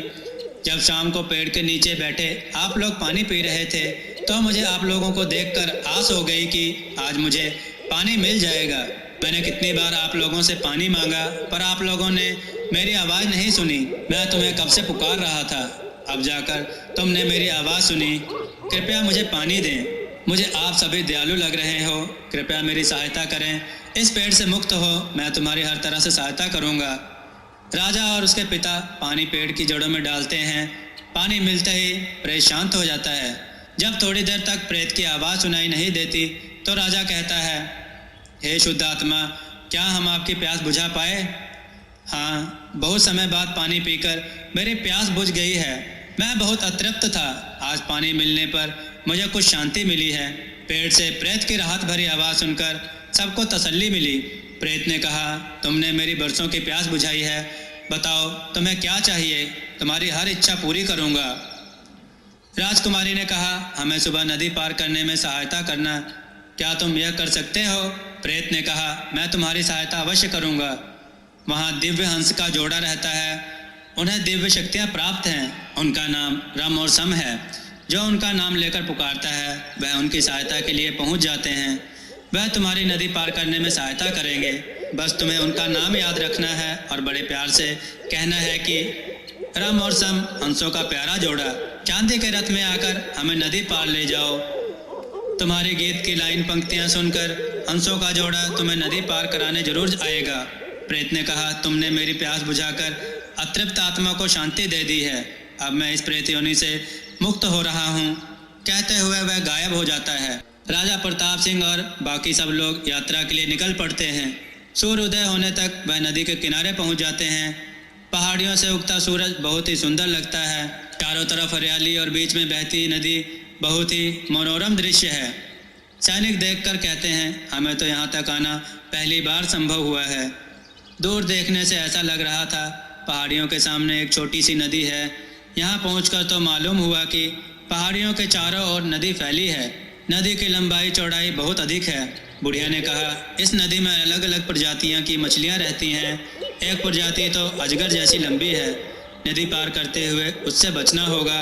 नदी के बीच कुछ कुछ दूरी पर चट्टान की तरह पत्थर दिखाई दे रहे थे। राजा ने कहा, इन पत्थरों पर पैर रखकर हम लोग आसानी से नदी पार कर सकते हैं। बुढ़िया ने कहा, बेटा यह तुम्हारा भ्रम है। यह पत्थर पास पास नहीं है, इन्हें पार करना मुश्किल होगा। चारों तरफ नदी का फैलाव है, नदी पार करने का कोई साधन नहीं है। राजा को प्रेत की बात याद आती है। राजा गाना गाते हुए हंसों को बुलाता है। हंसों का जोड़ा बड़ी सी नौका को खेते हुए आते हैं। राजा सबको नौका में बैठने के लिए कहता है, लेकिन तभी हंस हंसनी एक सुंदर युवक और युवती का रूप धारण कर सभी का अभिनंदन करते हुए कहते हैं, इस नौका में वही बैठ सकता है जिसका रूप सच्चा होगा। राजा उनसे पूछता है, रूप सच्चा होगा, इसका क्या अर्थ है? हमें विस्तार पूर्वक बताएं। हंसों के जोड़े ने कहा, रूप सच्चा का अर्थ है शरीर में किसी प्रकार की बनावट नहीं होनी चाहिए। जो ईश्वर ने रूप दिया है वह सच्चा रूप है। उसी रूप में यह नदी पार होगी। नदी पार जाना है तो सच्चे रूप व व्यक्तित्व की परीक्षा देनी होगी। राजा ने कहा, कैसी परीक्षा? हंसनी ने कहा, वह देखो सामने पीपल के पेड़ पर 2 मटके टंगे हैं। मटकों में खीर है, सभी उनमें से खीर खाकर मेरे पास आओ। राजा और सब मटकों के पास जाते हैं और एक एक करके खीर खा लेते हैं। खीर खाकर सब हंस हंसनी की नौका के पास आते हैं, लेकिन सोम मटके में हाथ डालता है लेकिन खीर नहीं खाता, सिर्फ खीर खाने का दिखावा करता है। नौका के पास आकर सब थोड़ी दूरी बनाए रहते हैं। सब एक दूसरे को देखकर हैरान हैं, क्योंकि वह पहले से अधिक सुंदर दिखने लगते हैं। सभी एक दूसरे को देखकर बहुत खुश हैं और एक दूसरे की प्रशंसा करते हैं। सोम उन सबकी बातों में शामिल होते हुए कहता है, देखो हम सब के रूप में थोड़ा बदलाव है। देखो हम सब की त्वचा पहले से अधिक सुंदर हो गई है। राजकुमारी रूपा कहती है, लेकिन सोम तुम बिल्कुल नहीं बदले। फिर रूपा इधर उधर देखते हुए बोली, पर बुढ़िया जादूगरनी कहाँ है? वह दिखाई नहीं दे रही। सब इधर उधर बुढ़िया जादूगरनी को ढूंढने लगते हैं, पर बुढ़िया कहीं दिखाई नहीं दे रही। हंसनी कहती है, वह पेड़ की ओट में कौन छुपा है? राजा जाओ, पेड़ की ओट में छुपा हुआ है तुम्हारा खोया हुआ सदस्य। वह असली रूप में हमारे सामने नहीं आना चाहता। जाओ तुम उसे यहाँ लेकर आओ। राजा म्यान से तलवार निकालकर आगे बढ़ता है। जैसे ही वह पेड़ की ओट में जाता है, वह देखकर चकित हो चिल्लाता है, तुम यहाँ। वह तलवार उसकी गर्दन पर रखते हुए कहता है, मैं तुम्हें नहीं छोड़ूंगा। सभी भागते हुए राजा की तरफ आते हैं और उसे पूछते हैं, राजा क्या तुम इसे जानते हो? हाँ मैं इसे जानता हूँ, इसी ने मेरा सुख चैन छीना है। मैं अपने राज्य से इसी के कारण अलग हुआ हूँ। यह वही है जो मुझे जंगल की बस्ती में मिली थी। यह वही है जो पक्षी का रूप धारण करती है। मुझे नहीं पता इसका सच क्या है। खग इसे जिन कहता है। यह सोम की बहन है। इसने मुझे अपने आप को मेरी दादी के रूप में मिलवाया। सच क्या है मैं नहीं जानता। सोम तुम सच बताओ। सोम कोई उत्तर नहीं देता। वह स्त्री बोली, नहीं नहीं राजा, मैं वो नहीं हूँ। तुम्हें कोई गलत फहमी हो रही है। मैं वास्तव में ही तुम्हारी दादी हूँ। बस खीर खाते ही अपने असली रूप में आ गई हूँ। हमारे ऊपर उम्र का कोई प्रभाव नहीं पड़ता। यह मेरा असली रूप है, मुझ पर शक मत करो। हंसनी ने यही कहा था कि सच्चा व्यक्तित्व वाला मेरी नौका में बैठ सकता है। खीर खाते ही सबका असली चेहरा सामने आ गया है। आप लोगों में भी कुछ बदलाव आए हैं, लेकिन मैं जादू नगरी की हूँ, इसलिए हम पर कभी आयु का प्रभाव नहीं पड़ता। मैं बुढ़िया के रूप में इस मृत्यु लोक में रह रही थी, लेकिन खीर खाते ही असली रूप में आ गई। लेकिन राजा मैं वो नहीं तुम जो सोच रहे हो। यह तांत्रिक खग की कोई चाल है। उसने मेरा रूप किसी और को दे दिया होगा। मैंने तुम्हें कोई धोखा नहीं दिया। मुझ पर विश्वास करो। सोम राजा से कहता है, यह सच बोल रही है। यह वह नहीं है जो आप समझ रहे हो। बस इनका चेहरा मिलता है, लेकिन देखो इनकी आवाज़ और कद काठी अलग है। सोम की बातों पर विश्वास कर राजा उस स्त्री के गर्दन से तलवार हटाता है। सभी आगे नौका की ओर बढ़ते हैं। हंसनी सबको नाव में बिठाती है, लेकिन जैसे ही जादूगरनी नौका पर बैठने के लिए आगे बढ़ती है, हंसनी उसे रोक देती है और कहती है, इस नौका में देवता या फिर मनुष्य ही बैठ सकते हैं, मायावी या जादूगर नहीं। जादूगरनी कहती है, मैं सेन परिवार की कुलवधू हूँ। मैं कई साल से इस पृथ्वी लोक में मनुष्य जीवन व्यतीत कर रही हूँ। मैंने किसी भी प्रकार का जादू करके किसी को तंग नहीं किया। कृपया करके मुझे नौका में बैठने की इजाज़त दे दो। हंसनी कहती है कि मुझे इसके लिए तुम्हें एक परीक्षा देनी होगी। परीक्षा? कैसी परीक्षा? तुम अपने आंचल का टुकड़ा नदी के जल में डालो। अगर ये टुकड़ा सफ़ेद रंग के पंख में बदल गया तो तुम नौका में बैठ सकती हो।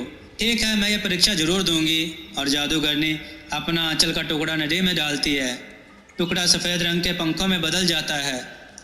हंसनी कहती है, तुम नौका में बैठ सकती हो, लेकिन तुम्हें अपना नाम और लोक का पता बताना होगा। जादूगरनी कहती है, मेरा नाम रोहिणी है। अंतरिक्ष में व्योम नदी को पार कर हरे रंग का पृथ्वी जैसा जादू लोक है। मैं उसी जादू लोक से हूँ। जादूगरनी का परिचय पाकर हंसनी उसे अपनी नौका में बैठने की आज्ञा दे देती है। उसके बैठते ही नौका चलने लगती है। सोम किनारे पर रह जाता है। सभी नौका रोकने के लिए कहते हैं, लेकिन हंस कहता है, मेरी नौका में झूठों के लिए कोई स्थान नहीं होता। सोम ने क्या झूठ बोला? उसने खीर नहीं खाई, वह जरूर कुछ छिपा रहा है। राजा ने कहा, नौका रोको, उसकी असलियत जानकर ही मैं रहूँगा। रोहिणी ने कहा, उसकी असलियत यही है कि वह खग का शिष्य है, वह हमारे साथ शिव मंदिर नहीं जा सकता। ना जाने उसने अपने मन में क्या भेद छुपा रखा था। उसकी असलियत पहले सामने आ गई, हमारे साथ बुरा होने से कुछ बच गया। राजकुमारी रूपा ने कहा, जो आप सोच रहे हो वह गलत भी हो सकता है। उसकी सच्चाई मैंने आंखों से देखी है। जरूर इसमें कोई गहरा राज है। हमें किसी खतरे से बचाने के लिए वह हमारे साथ नहीं आया। हंसनी सबको चुप रहने का इशारा करते हुए कहती है कि आप लोगों को बिल्कुल मौन होकर नदी को पार करना होगा, क्योंकि नदी में खूंखार मछलियां भी हैं जो आवाज करते ही आक्रमण कर देती हैं। पानी को भी कोई नहीं छुएगा, सबको सावधान रहना होगा। हंस हंसनी अपनी नाव चलाते हुए आगे बढ़ते हैं। आगे बढ़ने पर सब लोग सुनहरे रंग की बड़ी बड़ी मछलियां देखते हैं। मछलियां उन्हें देखकर खुशी से इधर उधर पानी में ऊपर उड़ने लगती हैं, पर हंसनी ने पहले ही सबको सावधान कर रखा है, इसलिए वह सब चुप बैठे रहते हैं। नौका नदी के बीच गहरे पानी पर है। ऊपर बगुले उड़ रहे हैं, लेकिन बगुलों पर कोई ध्यान नहीं दे रहा। तभी एक बड़ी अजगर की लंबी पूंछ जैसी मछली को देखकर राजकुमारी चिल्लाई, वह देखो कितनी बड़ी और भयंकर मछली। आवाज सुनते ही पानी में हलचल सी होने लगती है। बहुत से हाथ बाहर आकर नौका को घेर लेते हैं। फिर उनसे एक बड़ी मत्स्य कन्या पानी से निकलती है। नौका को रोकते हुए कहती है, मैं इस नदी की रानी हूँ। यहाँ नदी में रहने वाले जीवों की मैं रक्षा करती हूँ। आप लोग इस नदी में क्यों आए हो? यहाँ मनुष्य का आना मना है। हंसों का जोड़ा कहता है, वह शिव मंदिर जा रहे हैं।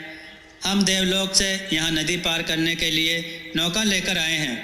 आवाज करके इन्होंने तुम्हें परेशान किया, इसके लिए हम सब की ओर से माफ़ी मांगते हैं। राजकुमारी भी डरते डरते मत्स्य कन्या से माफ़ी मांगती है। राजा और बाकी सब लोग भी उससे हाथ जोड़कर माफ़ी मांगते हैं और सभी नदी पार करने की अनुमति मांगते हैं। मत्स्य कन्या देवलोक के हंसों को देखकर बहुत खुश होती है। सबका भी विवेकपूर्ण व्यवहार देखकर वह खुश है, इसलिए उन्हें आगे नौका से ले जाने की आज्ञा देती है। सभी मत्स्य कन्या का धन्यवाद करते हैं। बिना एक दूसरे से बात किए नौका विहार का आनंद लेते हुए आगे बढ़ते हैं। कुछ देर में नौका दूसरे किनारे पर रुकती है। सभी नौका से उतरते हैं और हंसों के जोड़े को नदी पार करने के लिए बहुत बहुत धन्यवाद देते हैं। हंसों का जोड़ा नौका सहित अदृश्य हो जाता है। राजा ने कहा, मंदिर पहुंचने का रास्ता कैसे तय होगा? जादूगरनी ने बताया, मंदिर तक पहुंचने का रास्ता बहुत कठिन है। एक साहसी व्यक्ति ही उसे पार कर सकता है। यह बोलता जंगल है, यह तुम्हें आगे का रास्ता बताएगा। राजा जंगल में सूखे कुएं की मुंडेर पर जाकर बैठ जाता है। उसी समय एक आवाज़ सुनाई देती है, जो कुएं के मुंडेर पर बैठा है वह कुएं के रास्ते से मंदिर पहुंचेगा और बाकी सब उड़न खटोले से मंदिर पहुंचेंगे। धीरे धीरे कुएं में पानी भरने लगता है। तभी कुएं से भरे पानी में से 2 हाथ बाहर निकलते हैं और वह राजा को उठाकर अपने में समा लेते हैं। ठीक उसी समय कुएं के सामने 2 उड़न खटोले आ जाते हैं।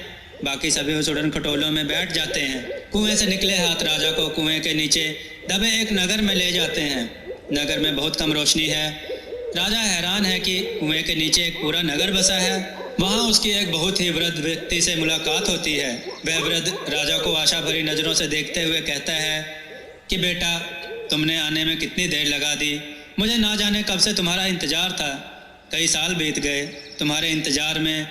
राजा आश्चर्य में वृद्ध को देखता है और पूछता है, मेरा इंतज़ार और वह भी कई सालों से? ऐसा क्यों? यह एक लंबी कहानी है। मैं ज़रूर आपकी कहानी सुनूंगा। आप मुझे अपने बारे में बताएं। पहले तुम मेरे घर चलो। राजा को वह अपने पुराने खंडरनुमा घर में लेकर जाता है। वहाँ एक कमरे में पलंग है। पलंग पर कोई चादर ढके सो रहा है। पाँव में पायल पड़ी देख राजा समझ गया कोई स्त्री है। वृद्ध राजा से कहता है, बेटा तुम यह चादर हटा दो। राजा कहता है, मुझे लगता है यहाँ कोई स्त्री सो रही है। उसके ऊपर से इस तरह मेरा चादर हटाना ठीक ना होगा। वृद्ध कहता है, यह मेरी बेटी है। मैं तुमसे विनती करता हूँ, चादर हटाओ। पर मैं क्यों? राजा को शंका में है कि वृद्ध क्या चाहता है। वृद्ध के बार बार आग्रह करने पर राजा चादर हटाता है। चादर हटाते ही वह देखता है पलंग पर सिर कटी स्त्री लेटी है। जिसके दिल की धड़कन साफ सुनाई दे रही है और सिर धड़ से अलग है। यह देख राजा चौंक कर पीछे हो जाता है। वह वृद्ध से पूछता है, यह सब क्या है? वृद्ध बताता है, यह मेरी बेटी है, पर यह जिंदा है। इसकी यह हालत किसने की? राजा ने पूछा। वृद्ध ने कहा, मेरी बेटी की हालत उसके पति ने की है। अब तुम आ गए हो, हमारे दुखों का अंत होने वाला है। मैं तुम्हारे दुखों का अंत कैसे कर सकता हूँ? राजा ने पूछा। मेरे नक्षत्रों की गणना ने बताया था कि नगर के ऊपर बने कुएं की मुंडेर पर जिस व्यक्ति के बैठने पर नगर में रोशनी हो जाएगी, सूखे तालाब कुएं पानी से भर जाएंगे, तो समझ लेना वह व्यक्ति तुम्हें इन दुखों से दूर करेगा। जैसे ही तुम मुंडेर पर बैठे तो सूखा नगर जलमग्न हो गया, नगर में रोशनी फैल गई। तो यह संदेश था हमारे मसीहा के आने का। मैं मसीहा कैसे हो सकता हूँ? मैं तो एक साधारण इंसान हूँ। वृद्ध ने कहा, आगे की दास्तां सुनो और हमारी मदद करो। वृद्ध ने बताना शुरू किया। एक समय में यह नगर बहुत ही सुंदर था। मेरे दादाजी नगर में बहुत बड़े ज्योतिषी थे। उनमें ग्रहों नक्षत्रों को बदलने की शक्ति थी। यही विद्या उन्होंने पिताजी को सिखाई। धीरे धीरे पिताजी ज्योतिषी की कई विद्याओं में निपुण हो गए। पिताजी की ख्याति नगर के चारों तरफ ही नहीं, दूर दूर तक कई देशों में फैल गई। सीखने के लिए कई लोग आने लगे। पिताजी और दादाजी ने कभी भी अपनी पूरी विद्या किसी को नहीं सिखाई। वे अपने शिष्य को केवल इतनी ही विद्या देते थे जिसमें लोगों का भला हो सके, कोई उस विद्या से गलत फायदा ना उठा सके। पर सारी विद्याएं मुझे सिखाई और मुझसे वचन लिया, कभी भी इन विद्याओं का गलत इस्तेमाल ना करूं और ना अपने शिष्यों को कभी सिखाऊं। एक दिन पवन नाम का एक युवक पिताजी के पास आया। पिताजी ने उसे विद्या सिखाने के लिए मना कर दिया, लेकिन वह शिष्य बनने की हट करने लगा। वह दिन रात मेरे पिताजी की सेवा करने में लगा रहता। धीरे धीरे वह घर के सदस्यों की तरह हमारे परिवार में रहने लगा। मेरे पिताजी की उससे बेहद अच्छी मित्रता हो गई। पिताजी और मैं पवन को ज्योतिष विद्या सिखाने लगे, लेकिन उसने मेरी बेटी को कब अपने प्रेम जाल में फंसा लिया पता ही नहीं चला। हमें बेटी की खुशी के लिए दोनों का विवाह करना पड़ा।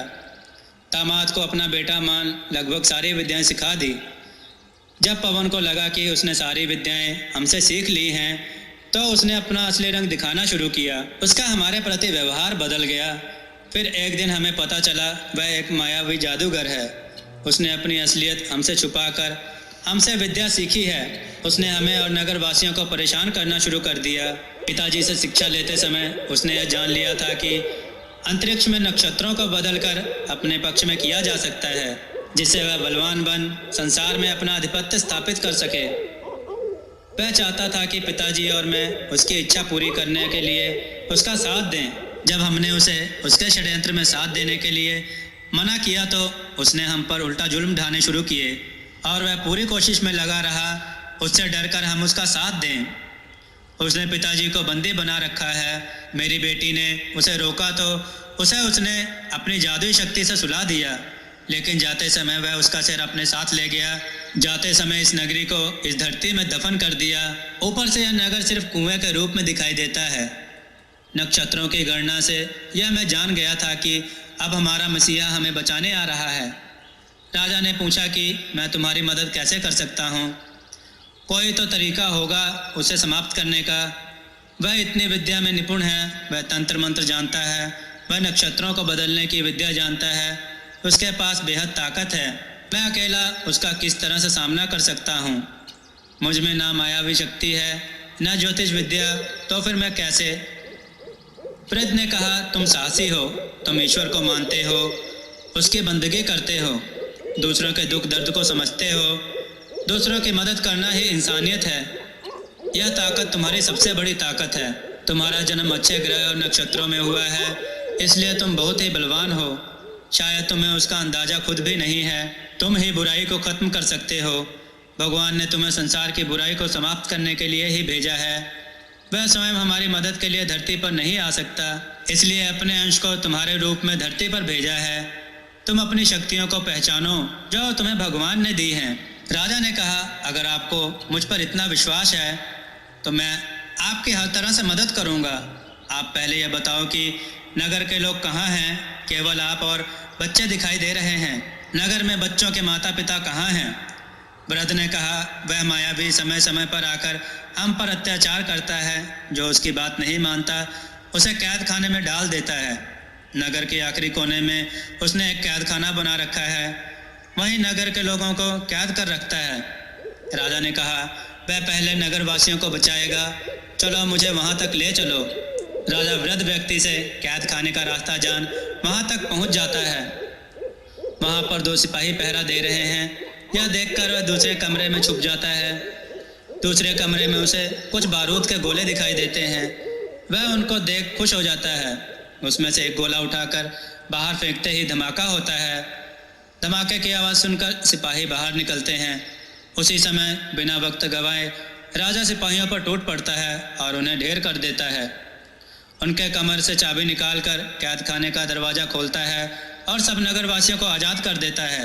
कैदियों में राजकुमारी रूपा और उसके सेनापति और पिता को देखकर राजा हैरान हो जाता है। अपने पिता से गले लगते हुए कहता है, आप यहाँ कैसे? आप सब तो शिव मंदिर जाने के लिए रवाना हुए थे, फिर इस कैद खाने में कैसे? रूपा ने कहा, हमें नहीं मालूम हम यहाँ कैसे पहुँचे। हमें उड़न खटोले से यहाँ उतारा गया और हमें कैद कर लिया गया। बुढ़िया जादूगरनी हमारे साथ ही थी, लेकिन वह गायब हो गई। हमें लग रहा है कि हम किसी के षड्यंत्र में फंस चुके हैं। कोई बड़ा मकसद होगा। इस तरह धोखे से हम सबको यहाँ कैद कर रखने का। राजकुमारी रूपा ने कहा, यह सब धूर्त तांत्रिक की कोई चाल है। उसने तुम्हारी दादी को भी कहीं कैद करके रखा होगा। नगरवासी राजा से पूछते हैं, तुम हमारे नगर क्यों और कैसे आए? राजा नगरवासियों को बताता है, मैं यहाँ पर शिव मंदिर जाने के लिए आया हूँ, जो पहाड़ी पर स्थित है। यहाँ से किस रास्ते से पहाड़ी में स्थित शिव मंदिर में पहुँचा जा सकता है? वृद्ध ने कहा, हमारे नगर में प्राचीन शिव मंदिर है, लेकिन तुम वहाँ क्यों जाना चाहते हो? राजा उस तांत्रिक खग के बारे में बताता है और कहता है कि मैं अपनी दादी जादूगरनी की सहायता से उस खग को समाप्त करना चाहता हूँ, इसलिए मैं यहाँ पर आया हूँ। वृद्ध कहता है, खग कोई तांत्रिक नहीं, वह तो मेरे पिता हैं। वह एक बहुत ही ज्ञानी और सरल व्यक्तित्व वाले इंसान हैं। वह खगोलीय पिंडों के ज्ञाता हैं। यह एक षड्यंत्र है मेरे पिता को तांत्रिक दिखाने का।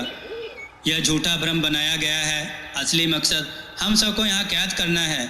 यह सब उसकी गहरी चाल है, हमें यहाँ तक लाने की। तभी एक जोरदार हंसी गूंजती है। सब पीछे मुड़कर देखते हैं। सामने बुढ़िया जादूगरनी और सोम है।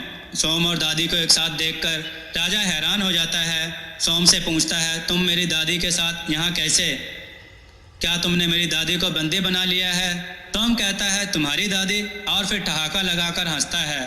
तुम कितने भोले हो राजा, कितनी आसानी से हमारी बातों में आ गए।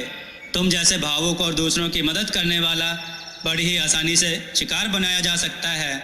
जहाँ शस्त्र काम नहीं कर सकते, वहाँ 2 आंसू और झूठे रिश्ते बना काम निकलवा सकते हैं। तुम्हें यहाँ लाने के लिए अपने ही हाथों बने रेगिस्तान को हरा भरा करना पड़ा। तुम्हारे पिता को छोड़ना पड़ा। प्रेत ने तुम्हारी मदद ना की होती तो अब तक हीरा मेरे कब्जे में होता। देवहंसों ने हमारी योजना पर पानी फेर दिया। सोम, तुम कितने मक्कार हो। तेरे कारण अब मैं इतनी जल्दी किसी पर विश्वास नहीं कर पाऊंगा। वृद्ध कहता है, यह सोम नहीं, यह तो पवन है। सोम हंसते हुए कहता है, मैं ना सोम हूँ और ना ही पवन, मैं तो एक जादूगर हूँ। मेरे बहुत नाम हैं और यह तुम्हारी दादी नहीं, मेरी पत्नी रोहिणी है। हमारा मकसद पूरी दुनिया पर राज करना है। इसके लिए हमने हर तरह के षड्यंत्र रचे। कितने राज्य देश मेरे अधीन हैं, लेकिन हमारा दुनिया पर राज करने का सपना पूरा नहीं हुआ। फिर ज्योतिष विद्या द्वारा पता चला कि हमारे ग्रह और नक्षत्र ऐसे हैं ही नहीं कि हम दुनिया में बादशाह बन जाएं, लेकिन हम हर कीमत पर दुनिया को अपना गुलाम बनाना चाहते थे। यह तभी संभव है जब हमारे पास सूर्य का सुरक्षा कवच व हीरा होगा। वह सुरक्षा कवच केवल खास नक्षत्र में जन्मे जिसका सूर्य बलवान हो वही पा सकता है। और मंदिर में ही एक दूसरे लोक हैं जहाँ हरी नदी निकलती है, जिसमें एक हरे रंग का हीरा है। वह हीरा हर किसी की इच्छा पूरी करता है, लेकिन वहाँ तक वही पहुँच सकता है जो बिना किसी लालच अपनी जान की परवाह ना करता हुआ लोगों की मदद के लिए हमेशा तैयार रहता है। वह इंसान तुम हो राजा।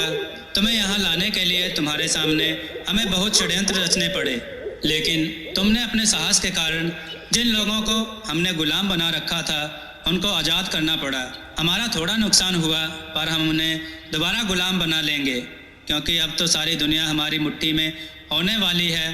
राजा ने कहा, मैं तुम्हारी कोई सहायता नहीं करूँगा। हिम्मत है तो मेरे सामने आकर मुझसे लड़ो। सोम ने कहा, मेरी जादुई शक्तियों के सामने तुम टिक नहीं पाओगे। तुम्हारी हार संभव है।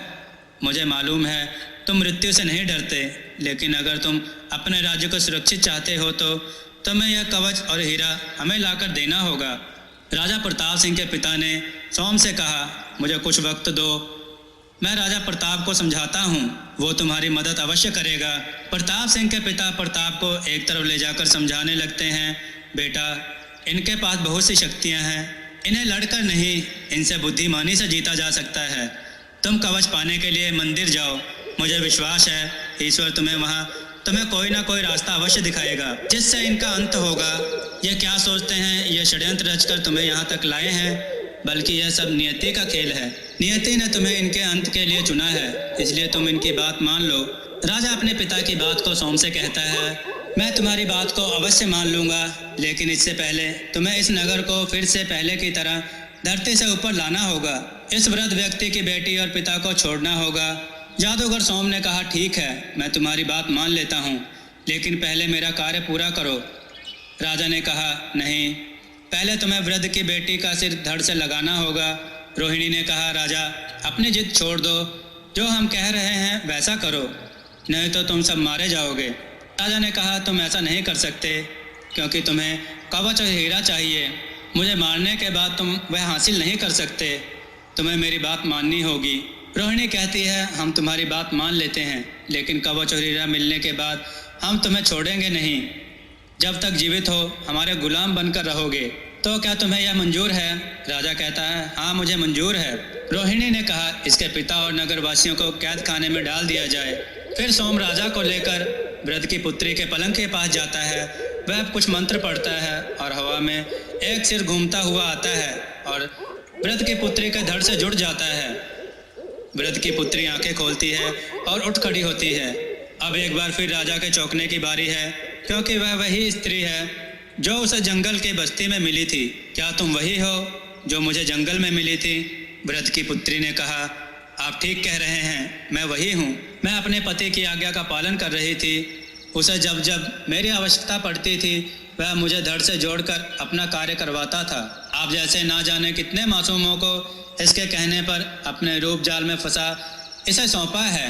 आप मुझे क्षमा करें, पर तुम्हारा चेहरा रोहिणी से काफ़ी मिलता जुलता है। वह कैसे? रोहिणी ने कहा, इसमें मेरी कोई जादूगरी नहीं, यह एक अजब संयोग है या कुदरत का करिश्मा। सोम बोला, मैंने भी जब इसे पहली बार देखा तो हैरान था कि मेरी पहली पत्नी रोहिणी से इसका चेहरा कैसे मिलता है। कभी वृद्ध की पुत्री और कभी रोहिणी, दोनों ने मेरी योजनाओं को पूरा करने के लिए बहुत सहायता की है। जिन बस्ती में वृद्ध की पुत्री थी और ऋषि के पास जिसे तुमने देखा वह रोहिणी थी। अब तो तुम्हें समझ आ गया होगा कि कुदरत भी चाहती है हम दुनिया के बादशाह बने। अब हमने अपना वचन पूरा किया, अब तुम अपना वचन पूरा करो। मंदिर में जाकर हमारे लिए कवच और हीरा लेकर आओ। राजा ने कहा, कहीं इस बार भी तो तुम्हारा दूसरा कोई नया षड्यंत्र तो नहीं मुझे वहां भेजने का? मेरे जाने के बाद अगर नगरवासियों या मेरे पिता को तुमने कुछ किया तो मेरे हाथों तुम्हारी मृत्यु निश्चित है। मैं इंसानियत भूल जाऊंगा। सोम हंसते हुए कहता है, तुम अपना वचन तो नहीं तोड़ सकते, तुम्हें हमारा सपना पूरा करना ही होगा। वृद्ध व्यक्ति ने कहा, लेकिन शिव मंदिर के पट साल में एक बार शिवरात्रि के समय अपने आप खुलते हैं। शिवरात्रि समाप्त होते ही अपने आप से पट बंद हो जाते हैं। शिवलिंग का दर्शन एक बार होता है। यह भी सच है, उस मंदिर में सूर्य कवच रखा गया है। सदियों से उस कवच को प्राप्त करने के लिए बहुत ही राजा, तांत्रिक, जादूगरों ने कोशिश की, लेकिन वह कवच को अपने स्थान से हटा नहीं पाए। लेकिन अगर वह कवच जिसके पास आ गया तो वह बेहद बलवान हो जाएगा और उस पर किसी भी प्रकार के किसी भी अस्त्र शस्त्र का कोई प्रभाव नहीं पड़ेगा। अगर यह कवच और हीरा इन बुरी शक्तियों के हाथ में आ गया तो दुनिया में कोई इंसान सुखी नहीं रहेगा, इन्हीं का गुलाम बन जाएगा। राजा, तुम बहुत समझदार हो, तुम्हें बहुत होशियारी से इन दुष्ट लोगों को खत्म करना होगा। सोम वृद्ध व्यक्ति को धकेलते हुए कहता है, बुढ़े, तुम्हें ज्यादा सीख देने की आवश्यकता नहीं है। अगर तुमने अपना ज्ञान देना बंद नहीं किया तो अभी मेरे हाथों से मारे जाओगे। राजा वृद्ध से कहता है, आप मेरी चिंता ना कर, आप ईश्वर पर भरोसा रखें, वे हमारी मदद अवश्य करेंगे। राजा सोम से पूछता है, मुझे मंदिर तक पहुंचने का मार्ग बताओ। सोम ने कहा, मैं तुम्हें अभी मंदिर में पहुंचा देता हूं। मंदिर के दरवाजे हमेशा तुम्हारे लिए खुले हैं। पलक झपकते ही राजा मंदिर पहुंचता है। उसे मंदिर के पट खुले मिलते हैं। शिवलिंग को प्रणाम करता है, नजरें चारों तरफ घुमाता है और स्वयं से बात करते हुए कहता है, कवच कहाँ है? इधर उधर देखता है लेकिन उसे कुछ समझ में नहीं आता। वह एक बार फिर शिवलिंग को छूते हुए कहता है, प्रभु मेरी मदद करो, और अपना सिर शिवलिंग पर रख देता है। शिवलिंग पर उसका सर लगते ही सामने की दीवार खुल जाती है। सामने हवा में कवच टंगा हुआ दिखाई देता है। वह कवच लेने के लिए आगे बढ़ता है तो देखता है दीवार के उस तरफ एक अलौकिक नदी बह रही है। उसमें से हरे रंग की रोशनी निकल रही है। उसकी चमक देखते ही बनती है। राजा समझ जाता है कि यह चमक हरे हीरे की वजह से है। अभी उसे एक आवाज़ सुनाई देती है, तुम यह कवच पहन नदी से हीरा निकाल सकते हो। जिसके पास यह हीरा होगा वह दुनिया का बादशाह होगा। राजा कवच पहनकर आगे बढ़ता है। नदी किनारे पहुंच नदी में कूदकर उसके निचले तल तक जाकर हीरे को उठाने की कोशिश करता है, लेकिन उस हीरे की रक्षा करती हुई मछलियां राजा को घेर लेती हैं और कहती हैं, राजा तुम यह हीरा लेकर जा रहे हो, लेकिन यह केवल एक हीरा नहीं बल्कि दुनिया का सुरक्षा कवच है। तुमने यहाँ से इसे हटाया तो दुनिया के ऊपर से सुरक्षा कवच हट जाएगा और दुनिया में केवल नकारात्मक शक्तियों का वास हो जाएगा। क्या यह तुम्हें मंजूर है? राजा कहता है, मैंने किसी को वचन दिया है। बहुत से लोगों की जान खतरे में है। अगर मैं इसे लेकर नहीं जाता तो बहुत से लोग मारे जाएंगे। मैं केवल उनको झूठा विश्वास देकर आया हूँ, क्योंकि उनके झूठे अहंकार का अंत मुझसे ही हो सकता है। उन्हें लगता है कि मैं उनके लिए यहाँ आया हूँ, लेकिन दुनिया को बचाना मेरा फर्ज है। यह दुनिया का सुरक्षा चक्र है। मैं इसे यहाँ से नहीं लेकर जाऊँगा। मैं केवल उन दुष्टों को नष्ट करने का यहाँ साधन ढूंढने आया हूँ। मेरे पिता ने कहा था कि यहाँ ईश्वर मेरी मदद करेंगे। मुझे विश्वास है उन्हें समाप्त करने का कुछ ना कुछ तो जरूर इस स्थान पर मिलेगा। मछलियाँ उसे कहती हैं, उनको नष्ट करना बेहद आसान है। शिवलिंग के पास एक त्रिशूल गड़ा है। उस त्रिशूल पर चमत्कारी नींबू गड़ा है। तुम उस नींबू द्वारा बुरी शक्तियों को नष्ट कर सकते हो। नींबू द्वारा कैसे? उन्हें यह नींबू हीरे के रूप में दिखाई देगा। वास्तव में यह उनका काल है और तुम इस कवच का केवल एक बार ही प्रयोग कर सकते हो। तुम्हारे प्रयोग करते ही यह कवच स्वयं ही तुमसे अलग होकर यहाँ पर अपने स्थान पर आ जाएगा। राजा उनका धन्यवाद देते हुए नदी से बाहर आता है। शिवलिंग के त्रिशूल से नींबू लेकर मंदिर से बाहर निकलता है। सोम और उसकी पत्नी कवच में उसे देखकर खुश होती हैं और कहती हैं, हीरा जल्दी से उसे दे दो। राजा वह नींबू सोम के हाथ में रखता है। रोहिणी भी उस नींबू को हीरा समझकर छूने लगती है। दोनों का शरीर जलने लगता है। जादूगर पति पत्नी राख के ढेर में बदल जाते हैं। बुराई का अंत होता है। भक्तों, वास्तव में जो दूसरों के लिए गड्ढा खोदता है उसका अंत उसी गड्ढे में होता है। ईश्वर से बड़ा कोई नहीं। राजा कवच को अपने से अलग करना चाहता है, लेकिन कवच उससे अलग नहीं होता। वह समझ जाता है अभी बुराई संसार से समाप्त नहीं हुई है। बुराई का अंत करने के लिए यह कवच उसकी रक्षा करेगा। मंदिर की सीढ़ियों से नीचे उतरता हुआ वह नगर में पहुंचता है, मगर फिर से अपनी पहली अवस्था में। राजा को देख सभी बहुत खुश होते हैं। वृद्ध की पुत्री फिर से एक बार उससे माफ़ी मांगती है।